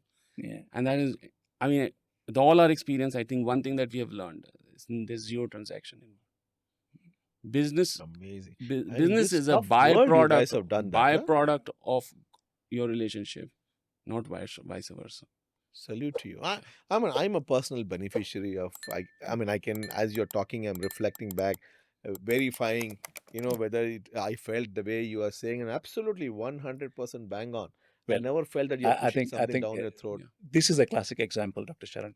The fact that we are sitting and talking Yeah. and discussing this is a 11, 12-year-old relationship, Yes. which, is Yes. just pure relationship. I know. Yes. Yeah, we're not selling anything to you here. Exactly. Right? So, we're happy to share this. And Absolutely. and knowledge is flying everywhere. It's good Yeah. to take it from anybody. Why think that only I know? Yeah. We should actually not think what we know is very small. Absolutely. What we don't The know is more too. the more you know, the more you realize you don't know. Yeah. And that, I think, is the. You are so right. As I'm growing, I'm saying the state of being confused is becoming bigger and bigger because things are getting more cleaner and clearer. What I've learned so far. Yeah, absolutely. So it's such a valuable thing you guys said. And every graduate who is coming out of the college today should not think transactionally that they're studying something for the sake of making money. Money will come. It is sad. I think, I don't know who's to blame. Is it the IT industry to blame? Because I'll tell you what I see constantly. You see the IIMs, you see the IITs, you see the, what is that, campus interview, and this fellow walked away at 5 crore package, this fellow walked away at something. Yeah. I mean, I told somebody, see, we are only a handful of neurosurgeons in this country. No hospital came to the campus searching for me. Yes, Nobody. Nobody even today comes. We are searching. We are going to this hospital, pulling one CV here. How is that, yeah?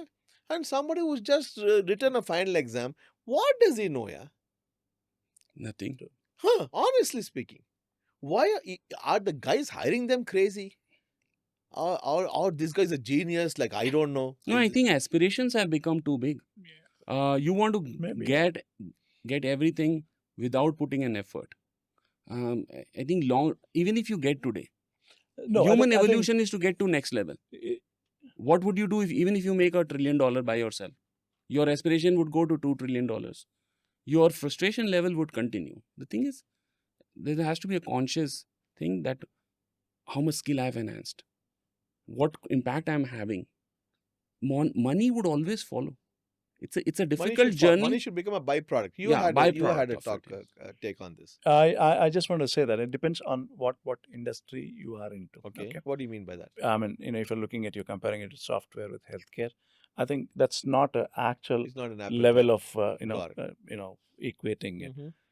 Healthcare definitely doesn't. It can't be like what the software guys do, right? So healthcare primarily is the trust. Again, I go back to that. You need to first understand the product, okay, and go back and speak the truth, right? So there are two different platforms we're talking of here. I think we're not. That's why if your software, they train you and they get you into this. All they wanted is this guy to pass out of this particular college, and that's a fancy thing. But I don't think so, because when I see in healthcare people who have succeeded, they're from all mediocre colleges, and they've done well in life. I agree. Yeah. Everybody from good college doesn't have to necessarily succeed. Yeah, I think. I had a follow-up question to this campus selections. Nobody tells what happens to these guys after 2, 3, 4 years. Did all of them succeed? We don't know. Has anybody checked it? Nobody's followed up to see, because they should give reality, True. So that then the people should not follow that illusion. People commit suicide because he didn't get there. People get depressed because of that. That's an unfair thing, because they should also say where he started, where he ended. Yes, please. The glorification of the glory with few gets so glorified that you get lost in that. Correct. Yeah. The fundamental thing is people have to always understand whether what you do today might be very impactful. You might make quick bucks. Is it sustainable? Because you get to a point where this becomes your habit, and if it is not sustainable, you're going down for sure.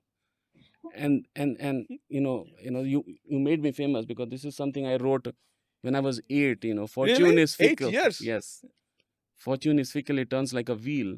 I think the fact of the matter is, if you want to have your fortune continue for a longer period of time, sustainability is a very, very important fact. piece of it, and people need to focus on that very consciously. See, what you said was, see, now you have parents saying, see that fellow, he Yeah. did this, what have we done? I mean, it is so wrong. Because honestly, till today, no patient has asked me, sir, how much marks he got. Yeah. Nobody's asked me. Neither of us. I mean, nobody asked us what marks. Nobody did you get. asked us, show me a certificate. I mean, there's an inherent trust. And you can see it in your eyes, they'll hear it in your words, and even if you're a gold medalist, if they don't hear it, they still walk away. True. I think the So, I Three think Idiot movie is a very real thing. Correct. People might laugh at it, but I think if you really absorb it, and you that's a reality of a big reflection of the society that we live in. We need to change Yeah. that. Through It- this, it's- we should tell them this is not what our children need, which is not what the next Oh, I generation. underwent the same thing with my dad, actually. Really? Oh, man, he's a pressure guy. Thought of making me a pressure cooker. Fortunately, I did not explode. He asked me a very tricky question years ago, and he said, "Define your life in one statement, and it should only have one comma and one full stop." Okay. And I'm normally very witty and spontaneous, but that was first time I gave a pause because I wanted to say something in one statement. And I said, "Oh my God, this is a very difficult question." It is actually a difficult I statement agree. if you were to really think about it. Yep. And I came up with that answer in 3 days. Ah. It took me 3 days to actually answer that, and I wrote it in a very simple manner, and it's still in one of my WhatsApp statuses. Life has been kind. I left my shadow behind. Yeah. So the whole purpose was, so life has been really kind to me. What is something that has always remained with you? The closest thing is not your family, actually. It's your own shadow. Correct. I actually feel disconnected in the shadow also. Literally. Interesting. That's a beautiful symbiotic relationship I have with my shadow. Is that, it doesn't follow the rules. It only follows the principles. Life is very simple then. Interesting. Yeah. No, if you can't even, I don't even have the burden of my shadow, right?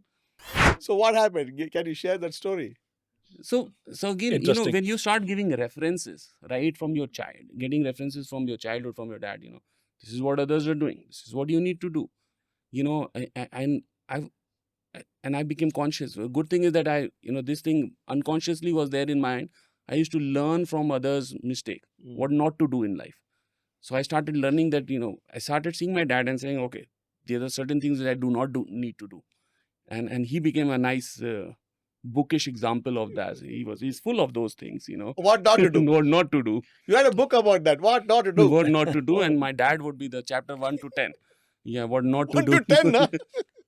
And the 11th chapter would be something else, So the thing is, it became a part of my life design directionally, to an extent that, I ended up actually, when I was 14, I wrote him a note.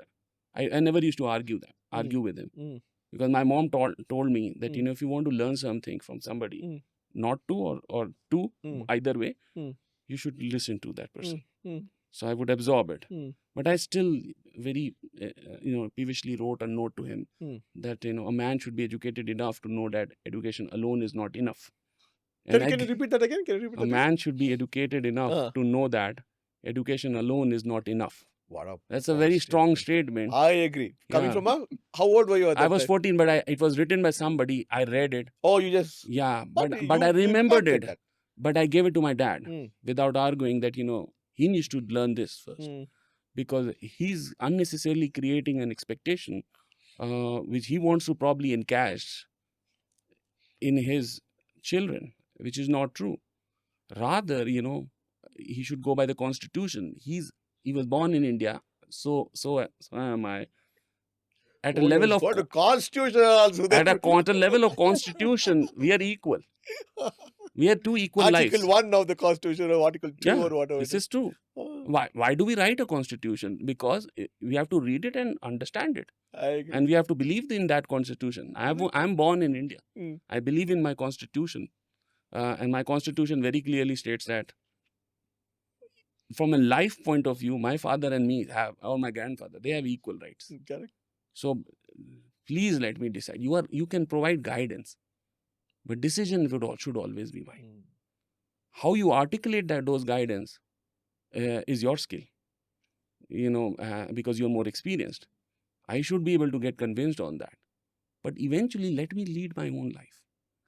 I led my life fully. Never. What did your dad say when you gave him this? Obviously, he was angry, and he should be, because it is not normal, right? But this is the way I had a very conflicting way of upbringing, because my mother would teach me the other piece of it. What was your mother teaching Oh, you? my mother was fantastic. Age 5 onwards, she Hmm. taught me very simple lessons of life. Hmm. First and most important thing is behavior. Hmm. If somebody else's behavior is good to you, but in general bad, leave that person. Even if it is your dad, grandfather, your Really? own mother. That's her rule number one. Whoa, what an amazing. Even from a situation point of view, analyze the behavior of a situation also. If it is not, behavior is wrong, just leave that situation also. Then comes constitution. So if whichever country you are in at that moment, or where you are born, you live that constitution as the most important piece of your existence. Then comes family, friend, and others. And most of the time, the family, friend, and other things come first. In my case, it's the last piece. I mean, and your mother, She taught you this, consciously every single day. Amazing. Now I'm able to put words to it, but she did it in a storytelling manner, and I can relate it much better now. And the fact remains that it taught me a lesson that tomorrow if something goes wrong with even my children, they do certainly unconstitutional thing, I would leave them. I would definitely leave them, because they are behaviorally wrong and unconstitutional. But those are most important thing. And I tried the same thing with my children also. That they need to follow these two things first before they think about family. Excellent. And I bow to my mom. Teaching me the right lessons. And I'm glad that I did not hear my dad. From the very beginning. Amazing. See, guys, what I'm saying, we all respect our parents. Who they are. They brought us to this world. With their limitations, with their way, they have had their own baggage. They've had their own gubbers in their life. They have done what they have done. God has given something between our 2 ears, which is called the brain. So after some time, you have to use your brain and find, somebody who will be a well-wisher for you. Yeah. And you can take it forward. Don't keep on blaming everybody for that. You learn from the wrong things. You learn from the right things. Shape your own framework. You get your, operating principles done and run with your life. Don't I see a lot of people screaming, because my father, I'm like this, because... You can't keep on going at 45 years blaming your parents for what. Correct? No, Exactly. so it makes zero sense. Makes zero sense. Being a critic is the easiest thing to do in life. Yeah. It's free. And it's an escape route. Yeah. It's a fantastic escape route for them to not take no responsibility for what they want to do. That is so true. Yeah. And I think not that as a human being, we should move away from it. Correct. Criticism is good as long as you understand it. Criticize is from internal. Correct. But you should always be a part of a solution. Absolutely. Yeah. Please criticize within yourself, because that's why part of not knowing what, doing what not to do. But when it comes down to action, focus on solutions. Amazing. Yeah. Personal life, professional life, whatever. Even with customers, in which book it is written that you can be dishonest and win a customer? No book. But I'll tell you, you watch any movie, that's how they should. Yeah. Lot of movies. Yeah. I mean, I've never understood that. Why should they say that hero goes and bashes up somebody, he goes and hits somebody up? I mean, what are we culturing? And if you see that, in real life, the best place to see this, Sudhir, is when you go to the school in the morning. Yeah. Yeah. The number of parents who are breaking rules and creating chaos is unbelievable. Absolutely. And what are they teaching next generation? Same nonsense. And then they wonder why head injury is happening, why this is happening, why that is happening. Obviously, it's going to happen because of the inherent indiscipline. Yeah. Because they're not accountable at all for what they're doing. It's very unfair. Exactly. Educated people, so they're educated people. It's all educated on. Yeah. Somebody was telling in one of our previous podcasts, Mr. Ravier, he said educated rascals, he was telling. You are a very strong word. Which is true, no? If you do something, then you're a rascal only. Whether you're educated, PhD, what does it matter? Very true. I knew one of my medical college classmates who was getting beaten up physically by her husband, who's a cardiologist in AIMS. What's the point? You know what finally happened? She committed suicide. Sad. See, that's when you start putting controls on other person, Hmm. and it Correct. starts with, go back. Historically, when you're born, your parent starts controlling you. Correct. You also become a control freak at some point of Yeah, life. because it's like the same It's a thing. habit that is repeat. The repeat. wrong thing is repeating. Wrong thing is repeating. Yeah, everything is a repeat. Yeah. So you have to get the right things to repeat. Yeah. Very, So very well you said. break that chain.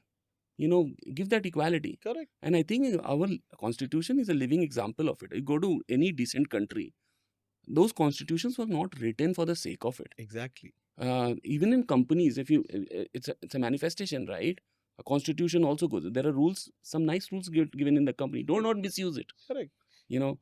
Because if you misuse it once, there would be a stringent rule that would come. In our relationship, our relationship was built on trust. It took years to break it. One moment. Yeah. Right. And then the other person in a position of power and position would put a stringent rule on it. What would happen? The entire flexibility is gone. Correct. So why do we really have to get into that situation where you lose all the flexibility when you can do things in a very simpler manner, get the best out of it, and be fair? There's a gross mental calibration that is needed, and we all are living examples of that. Life is very simple. I always felt life was very simple from my childhood. Somehow a lot of people disagree with me. If I say brain, I tell today, for example, I think brain surgery is easier than driving on Bangalore roads. This is so true. I mean, less stressful. Because, you have no idea what's going on there. And today, everything is dug up. Something is going on. Nobody knows this road is closed, that road is... there's chaos. The right hand doesn't know what left hand is doing. Yeah. You put the tar, and 1 week later, that water supply fellow is digging. Electric fellow is digging. You're back to square one. Yeah. Really, I'm telling you, I don't know how people are surviving in this chaos.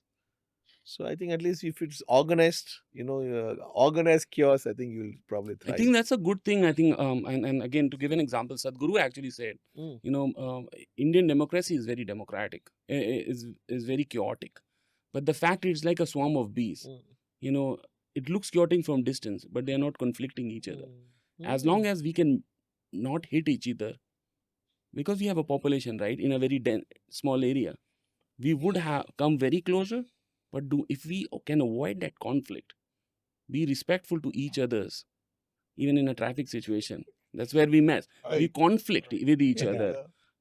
If we can just avoid that conflict, sometimes let the other person go. Correct. Let the ambulance go. Let the child walk across. Or the old man. We're talking about time loss, 1 minute. 1 second, few seconds. I said, worst case scenario, 1 minute, you would be late to something by 1 minute. Anyway, as an Indian habit, you are not on time. So, Indian stretchable time. Yeah, Indian stretchable time. It has become a standard norm. Correct. Why are you worried by adding another minute to it? By doing, things, what you do. Just do not conflict. Make life simpler. Just chill. Yeah. I told my dad also, I understand what you're saying. It's okay. I respect you. I understand you. But then, there's no point conflicting. I respect you. I love you. But, let me do my way. Perfect. I think you had a good balance at home, getting both sides of it. I think, that helped. Absolutely. Let's speak on work-life balance for a few moments.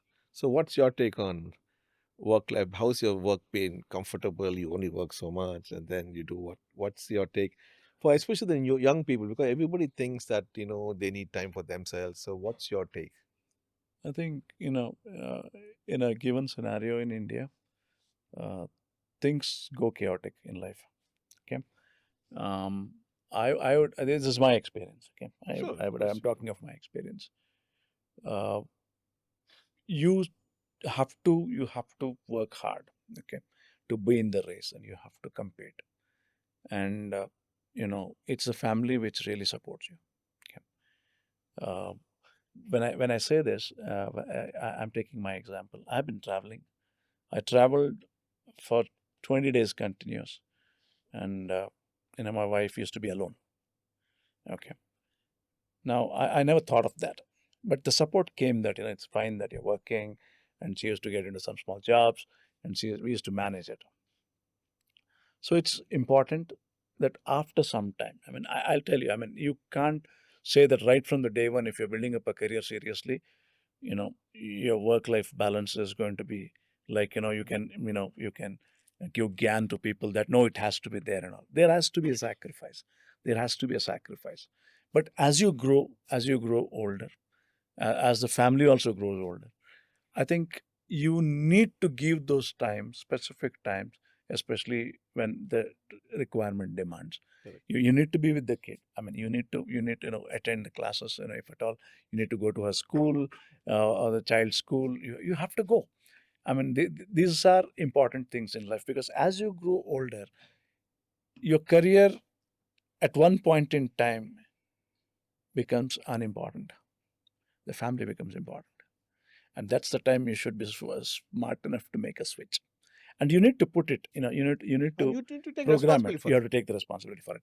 Now, I would say, up to a certain age, it's important. Job is important. Job security is important. You need to work. Money is important. You do it all the right way. Yeah, you compromise on certain things. You go back, settle it with the family. But I think that cannot continue lifelong. You got to put it on a certain age. You have to stop it. And that's it. When I always tell my friends, like at 20s and 30s, we think that we'll become a big industrialist and become like Tata's, Ambani's. That's the thought. But as you grow seriously in your career, and you proceed in your life, at one point in time you realize that that's not going to happen. Right. What I've got is what I've got, and I got to improvise on that. And if you know those limitations, and if you can balance it out, I think nothing like it. I think it's important that you got to balance it with the family also. It's not that they're not important up to a certain age. You are required to slog at work. You have to, right? And That's a good point. okay. And That's a very good and message and you're that's giving. that's why family is there. Family back you up. Like Correct. it's important for us. If True. that happens, and of course, when you come to a stage, I mean, it can't go on forever, and And that's then the you time. back the family. And yeah, exactly. Then you get back, get into the family, and life goes on. Perfect. I think this is my way of doing. Perfect. Yeah. Perfect. Everybody has a different view. They just Exactly. want to know, and then So it works. I wouldn't miss now. I do miss not going to my child's school, but if there is an opportunity, I make sure that I'm there. And it's any small thing, which is required, you be there. It's a big happiness at home. Perfect. I think Got it. that helps. Got it. It needs to be there. Yes, Piyush. So I have a different opinion, Oh, so sorry. No, we I think I have a different at the end of the day, we both we agree work to together, but we're back. it. We So- agree to it. So, in my pure personal opinion, uh, and if I go back to my life so far, I've never ever did things that I loved. What do you mean? Yeah, I personally never believed in the concept of doing things which I love doing. Really? Yeah. You're completely an antithesis to That's me. what I was coming to, Oh. because that's a very conflicting thought in comparison to what you think. It worked for you, and this works for me, and I'll give you a reason why how Oh. it helped me big time. But I'll tell you what I do, what I practice. Sure. I would only do things which are needed. What do you mean? Even if I don't like anything Hmm. or love anything, but if it is really needed, I would pick that choice over another. Can you give an example? So every moment, I'll give you an example. So my wife's birthday or my child's birthday, which is very important, right? Because I'm traveling so many years. And on the same day, if there's a surgery planned, at some AIMS, I used to go to AIMS every morning, 4 o'clock. I would I'll pick a surgery over my child's birthday, because I feel that is more needed. If there is a real need at home, my need at home, I would prioritize that over work sometimes. So I never had this conflict of what age, what time, whether I need to keep my out of office. I still work 24 into 7 into 365 days from last 22 years. I do get emails on weekends. In fact, when you're managing so many like global, I mean global role right now. You're having a Yeah. global role right Yeah, now. correct. So In, managing China yeah. from 8 p.m. to 2 p.m. or supporting countries, because I feel that people are reaching you, and if you are at a position where there is a lot of decision at your end or help needed at your end, um, that help is time bound. Correct. So is patient. Absolutely. Right? Once that time limit expires, nobody's going to reach you. Correct. So It's like trying to buy the so insurance my after the accident. yeah, not required actually. So the point is that I always focused on doing things which are needed, and I will pick up whichever is needed the most. I would pick that and go. It made my life very easy, because then I don't have to filter it with all the other factors of my wife, personal relationships, time management, um, work priorities. At that moment, what is needed, I would definitely do that. Got it. Yeah. And if I have to multitask, because the best good thing, since I've started practicing this very early, I became more efficient in managing multiple things at one time. So even in my email box, I would normally open 5 emails at the same time, and be responding on phone also, and be also working on the Excel or PowerPoint at the same time. Because You're like in my head, that Ravana with 10 heads and 20 it's a compartmentalization of tasks that you were to achieve for others. Very interesting. Because they're looking for you, right?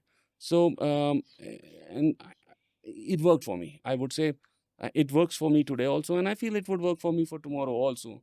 But it was never ever that I need to do certain thing in a certain manner. There are no rules in my life. It was all principle based. Interesting. No rules but principles. What do you mean by that? This is very Krishna way of living, actually. Okay. Yeah, Ram way is high on rules, high on principles. You would always get a miserable life. Krishna way is no rules, but high on I said profound. Absolutely. but very high on principles. If it is all about the others, and so breaking and tweaking rules are okay, because we made rules, right? But if it is always for the benefit of others, you just need principles, actually. Principles are always long term. So, but then rules come in constitution. No? You said you follow constitution. Now you're saying break rules. I'm pushing back at you. Tomorrow, these are the rules of which are relevant today. But if there is a constitutional change required, it should be changed. Which they're doing. Which a lot of constitutions do not do. But if there is a constitutional change required, you have to twist that rule. 200 years down the line, things might change completely. Correct. Like in a very dramatic fashion. The constitution should also change. Like any religious signature, like they allow a digital signature now, for example. True. I think religious books are very big examples of. I mean, sorry to say, but larger piece of stupidity that we have been practicing for a long time. They were written for a purpose at the time, which was very relevant. Correct. Right. Over a period of time, things have changed, and a lot of things have become redundant, which are nobody today is fighting with bows and arrows, right? Things have evolved, things have changed. Those chapters or pieces within those books should be taken out, and new things or modified to the new current things situation. Should get added, because our time is changing. The only thing that is changing constantly, and you have no control on it, is time, and therefore. I'm not a big believer of rules if the principles are intact. If principles are not intact, if you're low on principles and low on rules, then you're a Ravan. Your wife is my wife. That is how he thought and took away Sita, right? So first is principles, then rules. Interesting. I mean, again, you should write a book, Piyush. Yeah. It's very personal to me. I mean, and it worked. It really worked so far. I mean, the fact that it's worked for you and you're continuing to, I can see it on your face that you still know clearly it's going to take you to wherever you want to go. It's very clear, I can see it's very clear. Yeah. Yeah. In fact, there was one of my superior, he asked me a very tricky question years ago. And he said, define your life in one statement, and it should only have one comma and one full stop. Okay. And I'm normally very witty and spontaneous. But that was first time I gave a pause. Because I wanted to say something in one statement. And I said, oh my God, this is a very difficult question. It is actually a difficult statement if you were to really think about it. Yep. And I came up with that answer in 3 days. Oh. It took me 3 days to actually answer that. And I wrote it in a very simple manner. And it's still in one of my WhatsApp statuses. Life has been kind. I left my shadow behind. Yeah. So the whole purpose was, so life has been really kind to me. What is something that has always remained with you? The closest thing is not your family, actually. It's your own shadow. Correct. I actually feel disconnected in the shadow also. Literally. Interesting. That's a beautiful symbiotic relationship I have with my shadow. Is that, it doesn't follow the rules. It only follows the principles. Yeah. Life is very simple then. Interesting. Yeah. No, if you can't even, I don't even have the burden of my shadow, right? But that's so how they say. That's how you distinguish human being from a ghost. Is shadow, Piyush. Ghost doesn't have shadow. That's what you used to read as children. Weightlessness is the best thing in life. You should never carry a burden. I agree. That I agree. Of whatever you have learned and whatever you have achieved. Both of these things would enhance your ego. And the best thing is, even nature tells us that thing, irrespective of what kind of food we have tonight, right? Good food, bad food, no food, or the regular food that we have. Next morning, it's all the same. Body has to become. Only thing that works for the body is that you would become light. Correct.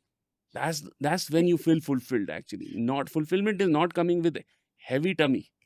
It's coming when in the next morning when you become light. So nature tells you to become light of everything that you gain, good or bad. This reminds me of one riddle. I mean, I'm going to say it. Sorry, guys. So all the organs in our body were having a conversation. Who's the most important organ in the body? So obviously, brain said I'm the most important, and heart said I'm important. Kidney said, and our outlet fellow said I am the most important. And everybody, what are you? Our fellow got angry. He shut up. Yeah. And then next 3 days, there was chaos in the body. Yeah. Everybody said, sorry, boss. We are sorry. You are the most important. Sorry. Every morning, actually, that's a natural exercise. So that's what you're saying at that. It's actually a reflection of toxins going out of it. Things that are not useful, take it out. The problem is, even good things, you have a very good experience today with somebody. That becomes a standard. Correct. The problem is, you're not even ready to accept 19 of that also. Correct. Now I want to have food only at that 5-star. Minimum requirement. That becomes your minimum benchmark. Correct. I mean, just live a moment. Correct. You never got that as a child. Just for us, imagine, we never had phones. We should be happy about even having a phone today. I agree. And you should write physical letters and post it and all that, Now, in 1 second, blue tick doesn't come, people get stressed about it. Yeah. Signals do not come. People want to even be on social media all the time. Never had one. Thanks for the signal. Last week, I was sitting in my outpatient and one 35-year-old fellow walks into my outpatient with his colleague. They work for a healthcare equipment, that is the gym gym equipment. And he gives me symptoms of a stroke, mild weakness, some speech disturbance, blah, blah, blah. He's come to me after 1 week. He's not gone anyway. He went to a local doctor. He gave him BP medicine. BP was high. He took it for 3 days. He stopped it. He thought it's not important to come for. After 1 week, he shows up. Then I told him, boss, if your smartphone crashes, will you wait for 1 week? No, sir, we have to repair it. He thinks his smartphone is more important than his own damn brain. What's the point in having a smartphone with 5G and 6G and YouTube and AVO and all of those things? But he doesn't understand stroke is an emergency and he has to come and treat himself. So that's when people do not have clarity in what they are doing. Absolutely. They think this artificial life that they have created around them, virtual life is virtual or artificial. It's all real. The real life has always been there from the day you were born. Correct. You are born a full life. Correct. There is no half-life born. And you die as a full life. You know, in the journey of that is all, you gain something, you lose something, and end of the day you forget everything. And you leave everything behind. So some memories. It's about the moments that you're living at. They should be fulfilling and they should be light. No standards. Got it. Worst is making standards. You know, today I'm meeting you as a neurosurgeon. Now, and from tomorrow onwards, if I start thinking all neurosurgeons would be of Dr. Sharan's standard, I'm doing injustice to my profession. Correct. I would come across different kind of people. Everybody in their own ways Yeah. are doing what they're doing. Yeah. Absolutely. I should Well therefore said. the standardization is very good when you're doing a process like banking, surgery, and other things. But in a human You can't. thing, you should never standardize it. But then the day you do it, you become transactional. Correct. And then you make your You miss forget things. about others, making others people life miserable. You make your life first your life I miserable agree. in the process, and that's the worst thing you I can do. agree. Yeah, you should remain happy. Amazing. So I'm still going to talk one thing that you mentioned, but didn't, because you used to go to AIMS at 4 o'clock in the morning. So tell our audience, what is this 4 a.m.? You're not a surgeon. What are you showing up in So OT? the thing is that 4 o'clock. you get into an organization, right? Okay. You're making products for a clinician, Mm-hmm. and now we are talking about a clinician which is a neurosurgeon, Mm-hmm. which is a top of the cream in the from a specialty point of view. What the companies do, they provide excellent training. I mean, thanks to Accuray also, we do invest on people and their trainings, which is good, really, really good. But the point is that training can only take you from A to B. If you really want to go to the Z piece of it, you have to invest that extra time in enhancing your skills, and there is no better skills in learning from from your customer And on the ground. and on the ground, and in a very conscious manner. Now you cannot do that training, extra training during your working hours, Online. online or working hours, Yeah. because you have to do your certain responsibilities in job. What in the extra time that you have two choices. You know, and I had also two choices in those times: be on Facebook and Orkut, or go to AIMS at 4 a.m. and be with Dr. Vivek Tandon and Dr. P. Sarat Chandra, you know, and Dr. Ashish Suri, sometimes Dr. Manmohan, you know, those four gentlemen, OT number 6. I love it. You know, every morning I'm there, assist, you know, just doing planning for them, because there was a technology that was new for them, the brain suite, Correct. intraoperative MRI, and you're sitting with them. They're also learning. You are also learning. But the whole thing about everybody was focused in making the best use of the technology for the Delivering benefit of better the care. patient. Because you do not charge anything at AIMS, right? Correct. It's not the transaction that you're talking Correct. about. Correct. That's when the it's learning is pure. pure. Yeah, for me it was pure, and I learned so much. I'm talking about early years, and for me that was needed, right? Agreed. For my own self. Yes. 4 a.m. I would start from home, reach, because I used to live in Gurgaon, so you know, another 1.5 hours to AIMS. Oh, even 4 o'clock, 1.5 hours, huh? Yeah. I mean, those times, you know, I was not making that much money that I was driving the most fancy cars. Yeah. So but I would make an effort, and I loved that experience. Every bit of it. Be with Great. them, learn from them. That's the message you're giving. What's the message from this you're going to give our audience? Again, do things which are needed for you. Do what it takes. Yeah, what is needed? It's very simple. Simplify your life. You would, the choice is always yours. You would always have, in the world that we live today, you would always have 10 different things to pick from. That is fantastic. In your time, our time, we had only 3. Correct. Yeah, today they have 10. Maybe in the another generation they would have 200. End of the day, it is your decision. That flexibility of your application of brain is with you. Pick what is good for you, which is impacting, fulfilling the larger picture. Got it. You know, if going on Insta gives you that kick and gets you the result, which is very impactful, but please do it. You know. I know you are anti-social media. No. I'm not anti-social media. Oh, okay. I am. See, we are sitting here, you know, which is very social media point of view. it is needed, that's why we are here. Correct. But if there was two choices, if there was, again, I would come back to surgery. A patient, or even for you, patient with neurotrauma or this podcast, which one would you Of choose? course, it's a There you- no-brainer. It's a no-brainer. So end of Yes, the day, of what course. you ended up doing, you love this, right? Of course. But you still would end Yes, up Yes, picking yes. the one which was Not in a doubt. So, So I'll give you see, a I counter. made life simpler. I changed your perspective. I'll give you a counter to that. Yes. I was telling somebody to this last week. We are a joint family living together, and there was a point of time we were 4 generations living together, including my father's mother, who died at 93, 2017. She was 93 when she died. And I had a great relationship with her, and I loved her. She loved me, and she would sleep on the ground floor. So every time, middle of the night, I'm going, she said, "Where are you going?" And knowing that I'm going, she said, "Drive safely. If I come back very late, why you came so late? Did you have a surgery? Did the surgery go off well?" Everything she would ask me. So I mean, that's how she was. She would love to hear the stories. I would come and tell her stories of my patients. So one day she died at home only. So night she died. Next day morning, the body is at home still. And at 6 a.m., I had scheduled a surgery. Body is Big at home. decision. Body is at home. My own grandmother. Yeah. Everybody's crying. Everybody's coming in 6 a.m. What to do? I didn't ask anybody. I asked myself the question, if my grandmother is alive, what will she tell me? And my grandmother will tell me, I am not important. Patient is important. Go save his life. I think you made my day. I just changed everything from your perspective also. No, I'm just telling you. You I always just end went- up doing what Yes. is needed. I just went, did the surgery, came back. That's it. I was not disturbed at surgery, my grandmother's body at home, nothing.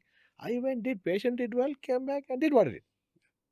Went to the crematorium, did whatever it has to be done. Fulfill all the responsibilities. Yes. But the most important piece at that moment is the decision that you take. Agreed. I mean, I like it or I do not like it. I mean, I We- never came across that social media is more important than the work that I'm doing. Somehow. Maybe it's fair. 5 years down Of the course. line, social media might become very important. I may start doing some nice Podcast. reels. Yeah, some nice reels, but I don't know. You never know. I Yeah. agree. So I'm not making any Got it. rules. I mean, all I'm saying is Currently, this is the plan. pick what is needed. Perfect. I think. And it simplifies your life fully. Got it. We'll ask. So when he was sending me, go and travel 200 days in a year, I mean, for me, that was needed. I did it. Not that he forced me, or not that I loved traveling. I mean, Nobody will love traveling. Let me be honest. I think you should love traveling. I loved You should love her. Yeah, you should love. I mean, my traveling. reason As of- a sales guy, I think. And I would love traveling. Any mode. I remember from my earlier days, whether it's a bus, train, airplane, I enjoyed traveling. Really? I thoroughly enjoyed it. Even in a bus, even in a train, you mentally prepare yourself for the travel. You enjoy it. As long as you don't enjoy it, I think that is, I agree. you so, cannot yeah. achieve what you want. I'm going to ask a follow-up question to that. Yes, I sir. know you're the sales head and you have gone up to being the, heading the whole enterprise right now in the Indian subcontinent. What are your tips for anybody who is aspiring to be a good sales guy? Can you give your wisdom having been Okay, I mean, it depends on, I would say one is never be transactional. never be transactional. All right. Mm. Be a trustworthy partner to a seller. Be a trustworthy partner to a seller. Right. And if you're going to go and do business with him, you be trustworthy. You get his confidence, and You're talking about the buyer or the seller? You mean customer? both ways. It has to be both ways. Okay. Now, what's the third one? I have one more point to make. You need to be his partner. You cannot be selling it to him. You partner it, and that's the key to success. Which means the after sales support. Even when he comes with an idea that I'm going to buy this product or whatever it is, if it's your line of product, you got to go and sit with him, educate him, pros and cons, discuss. Honestly. You have to be honest. That's the first thing. So once you do that, I think that trust comes in. This is my example. Perfect. I tell you this. I mean, there's one hospital which I mentioned, 10, 15 minutes back. I sold them a cobalt. I sold them 2 conventional Linux. I sold them a tomotherapy from Accuray, and they're eyeing to buy a CyberKnife also. Correct. So this is over a period of 25 years. So whatever you see in radiation oncology, what has happened in that particular hospital, I was involved in that. You said that. You come to that point, right? So you're not missed. You know, you're always thought as a partner. Amazing. So that's the success of selling high value capital equipment. And high value. I know. I think your equipment's a minimum about 5 crores, huh? No. More. You're talking about CyberKnife in Indian 30. rupees should be around 35-40 crores. What? Yeah. 35-40 crores? Yeah. I think the third one, which he wanted to say and he missed it because I know him very well, is that your customer success is your success, not your success is not your success. Yeah. You should come over that. If you're short term, you would sell it and you would think, oh, my success, and you talk about it. If you're long term, you would ensure that your customer succeeds, even if you sell a chocolate. Which is what you guys did to me. Yeah. I'm glad. Yeah, even if you sell forget about it, that's a big piece of equipment, which is directly talking even about an eclair. The child should relish that eclair. Then only that child is going to become your customer. Maza aa gaya. So that is you need to ensure that. Got it. So, and that is, I think we all learned this thing from Sudhir, because Thank you. He's a You learned grandfather. something. He's a grandfather, He generally doesn't agree. I agree, man. I'm telling you what so the last piece is very important. Was that, your customer success is your success. Yeah. Not your success. Your success is not just your success. Correct. Well said. And I think then it's simple principles, and life is very, very Perfect. straightforward. Yeah. Guys, I think we had a fantastic conversation. I think I loved it. We have said so many. I think I can clearly see so many principles based on which people can choose what they want, because you guys have laid it out. And you have not laid it out from a textbook, say, chalo, lesson number 1, lesson number 2. You are talking lessons from your own life, from your own experiences. And the key for me, consistently I'm hearing is, these 2 things.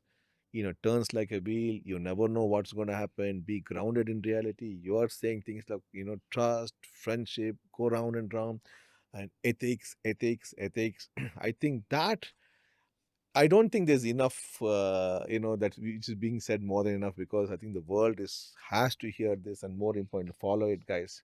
I definitely want to hear from each of you what you felt about what these guys have said, because even the last episode of ours, Major General Ravi Murugan has said exactly the same thing. Right. You take the bullet first as a leader. I think that is, it can't be anything, whatever than that. It's surreal. At the end of the day, I have a brother-in-law who is right now a serving Lieutenant General. He was a part of Operation Sindoor. I know how it is. It's crazy, but that's the way it is.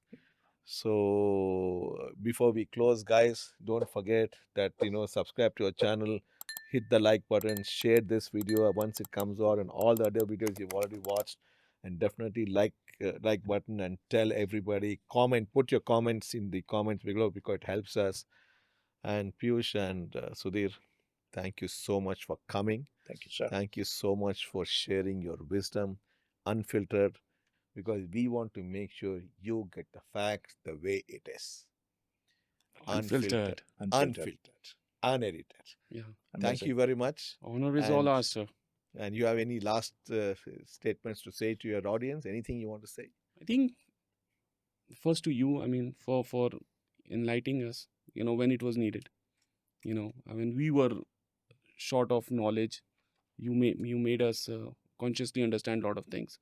So thanks for that. Thank you. Thank you for acknowledging. And I think on that note, I would say people who gain experience and knowledge, I would encourage that, they share their knowledge and be very truthful about it. No egos. Knowledge and should be kept as is. Pure. Pure. Yes. And it's always good to share. Thank you for that. So do you have any last things to say? Well, of course, the fact that we are here today is from a simple beginning 11 years back, that somebody wanted something and we wanted to sell him something, and it ended up in a show like this. I think that's very clear, and that's what we wanted to I be. agree. And Thank you. that's Thank you, the doctor. proof of the pudding. Absolutely. The Thank you so much. simple, straightforward proof of the pudding. Thanks, guys. Thank you. Thank you. Great. Thank you. Thanks a lot, sir. Thank you. Formality and custom of this RTB podcast, we give every guest a copy of a book. Okay, now the commitment is you have to read it 100%. and then give us a feedback of what's happening. Better if you can put it on Amazon or somewhere, that again it helps us. So Sudhir, this is a copy to you. Thank you so much, sir. Thank you. And Piyush, this is your copy. Thanks a lot, sir.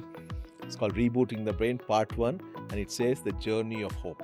Yeah. And you also love the word hope. And I think as radiation oncology, in the healthcare field, you both of you are creating hope for all the cancer people. So thank you very much, both of you, for what you're doing and continue to do the good work and train more people. We need more J and Virus, next generation coming out in every field. Thank you. Yes, Thank you, doctor. surely, sir. Thank you so much. Thank you. My pleasure. Our pleasure.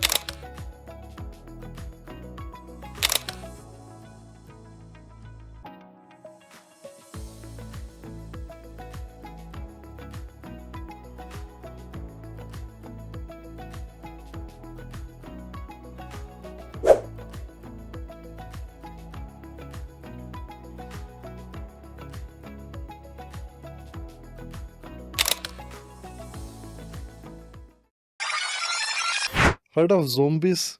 I want to Yes, tell you about yes, sure. yeah. I've So- heard, but you can tell a story. Yeah. Zombies is like the general term of zombies we know. Hmm. This is about living stories of some animals Hmm. in the animal kingdom. This is particularly about toxoplasma. In neuroscience, we have heard about Yes, toxoplasma, yes. toxoplasmosis. So- This is a parasite. Hmm. So the life cycle of toxoplasma happens between cats and mouse, Hmm. like Tom and Jerry. So, Tom so I never thought about it like that. So Interesting. what happens is this toxoplasma lives in cat intestine. Hmm. It's like how we have roundworm, hookworm. Hmm. So it stays in cat intestine. And then it comes out of cat feces. Hmm. It's eaten by rats. Hmm.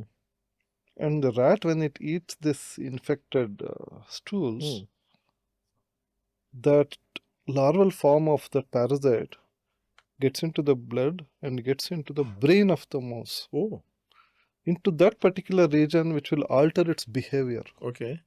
To such an extent that this mouse, which should naturally, intrinsically get afraid of the cat, Hmm. gets a kind of amusing feeling when it sees a cat. Really? Who Then- studied all this? Yeah, I mean, I'm Yeah, this- crazy. this it is sounds what- like a yeah. cartoon, what Yeah. you're saying. It gets amused by the smell of cat urine, Whoa. attracted by it, I didn't know all this. and gets near the cat, okay. tries to make faces, Huh. and tries to attract cat's attention.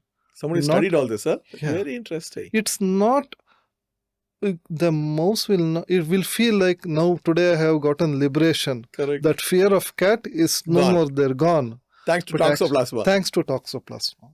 Crazy. It's even there are pictures in scientific journals which Oh, right. show Oh, I should this see this. mouse sitting on the head of the cat. So Gita is the culmination of thought process of the thousands of years which were there in Vedas. Mhm. That's ancient Eastern philosophical knowledge which are brought down through generations when there were no books, no way of transmitting using a keyboard or cloud WhatsApp. or WhatsApp or even writing. Correct. Yeah, So it was that's- by mouth to mouth. That's why it's called Shruti. Hmm. So it came down through ages, and then when it becomes so voluminous, we have access to only 108 of Upanishads, which originally were in thousands. I didn't know that. You told me that and I was quite shocked about it. So we have access to 108 Upanishads, out of which 10 are considered principal Upanishads. Mhm. Voluminous means voluminous. It's a culmination of lots of people, rishis of those, who have tried to So it's not distill one person sat one fine day True. and wrote one book and said, "Chalo guys, you take this." Yes, So not like it's that. not like that. That's why Sanatana Dharma is so different from. Yes. It's not. It's like a scientific discipline. Maybe you take it as to, in today's terms, we can call it as computer science, for example. Suppose computer science vanished after a certain time, or you consider any other field like geometry, for example, which went into oblivion for no reason.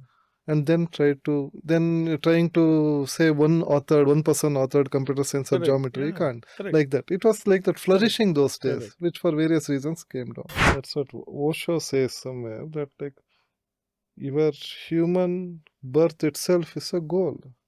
You're already there. Right from the first day of life, whatever you do is out of joy, out of fulfillment. Amazing. It's not like after you get And as a child, that's what we do. We are joyless or 10 joyful lakh all the time. ಬಂದ್ಬಿಡ್ಲಿ ಆಮೇಲೆ ನಾನು ಆರಾಮಾಗಿರ್ಬಿಡ್ತೀನಿ. ಹ್ಮ್. 10 ಲಕ್ಷ ಬಂದ್ಮೇಲೆ ಅಷ್ಟರಲ್ಲಿ ಆಗ್ಲೇ ಅದು ಹೌದು 10 crores ಹೋಗಿರುತ್ತೆ.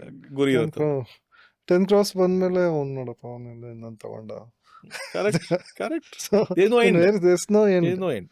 So that until you realize on the right on the day you were born, that itself is the goal.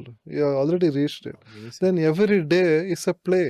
So why did you say conscious from OR to OM? What is the significance of OM in that whole conversation, in that statement of yours? Om is a sacred symbol in Sanatana Dharma. Correct. Om. Correct. Om is in one way we were doing Panchakosha Viveka. So the people from Ayurveda background will easily relate to that. Like we are negating this body, mind, intellect, like that step by step. Like an onion peel, we are peeling to reach our inner core. That's one way of reaching our inner core. Other way is called Avastatraya Viveka. Avastatraya Viveka is like I gave that example of train journey where I slept off and had a good sleep.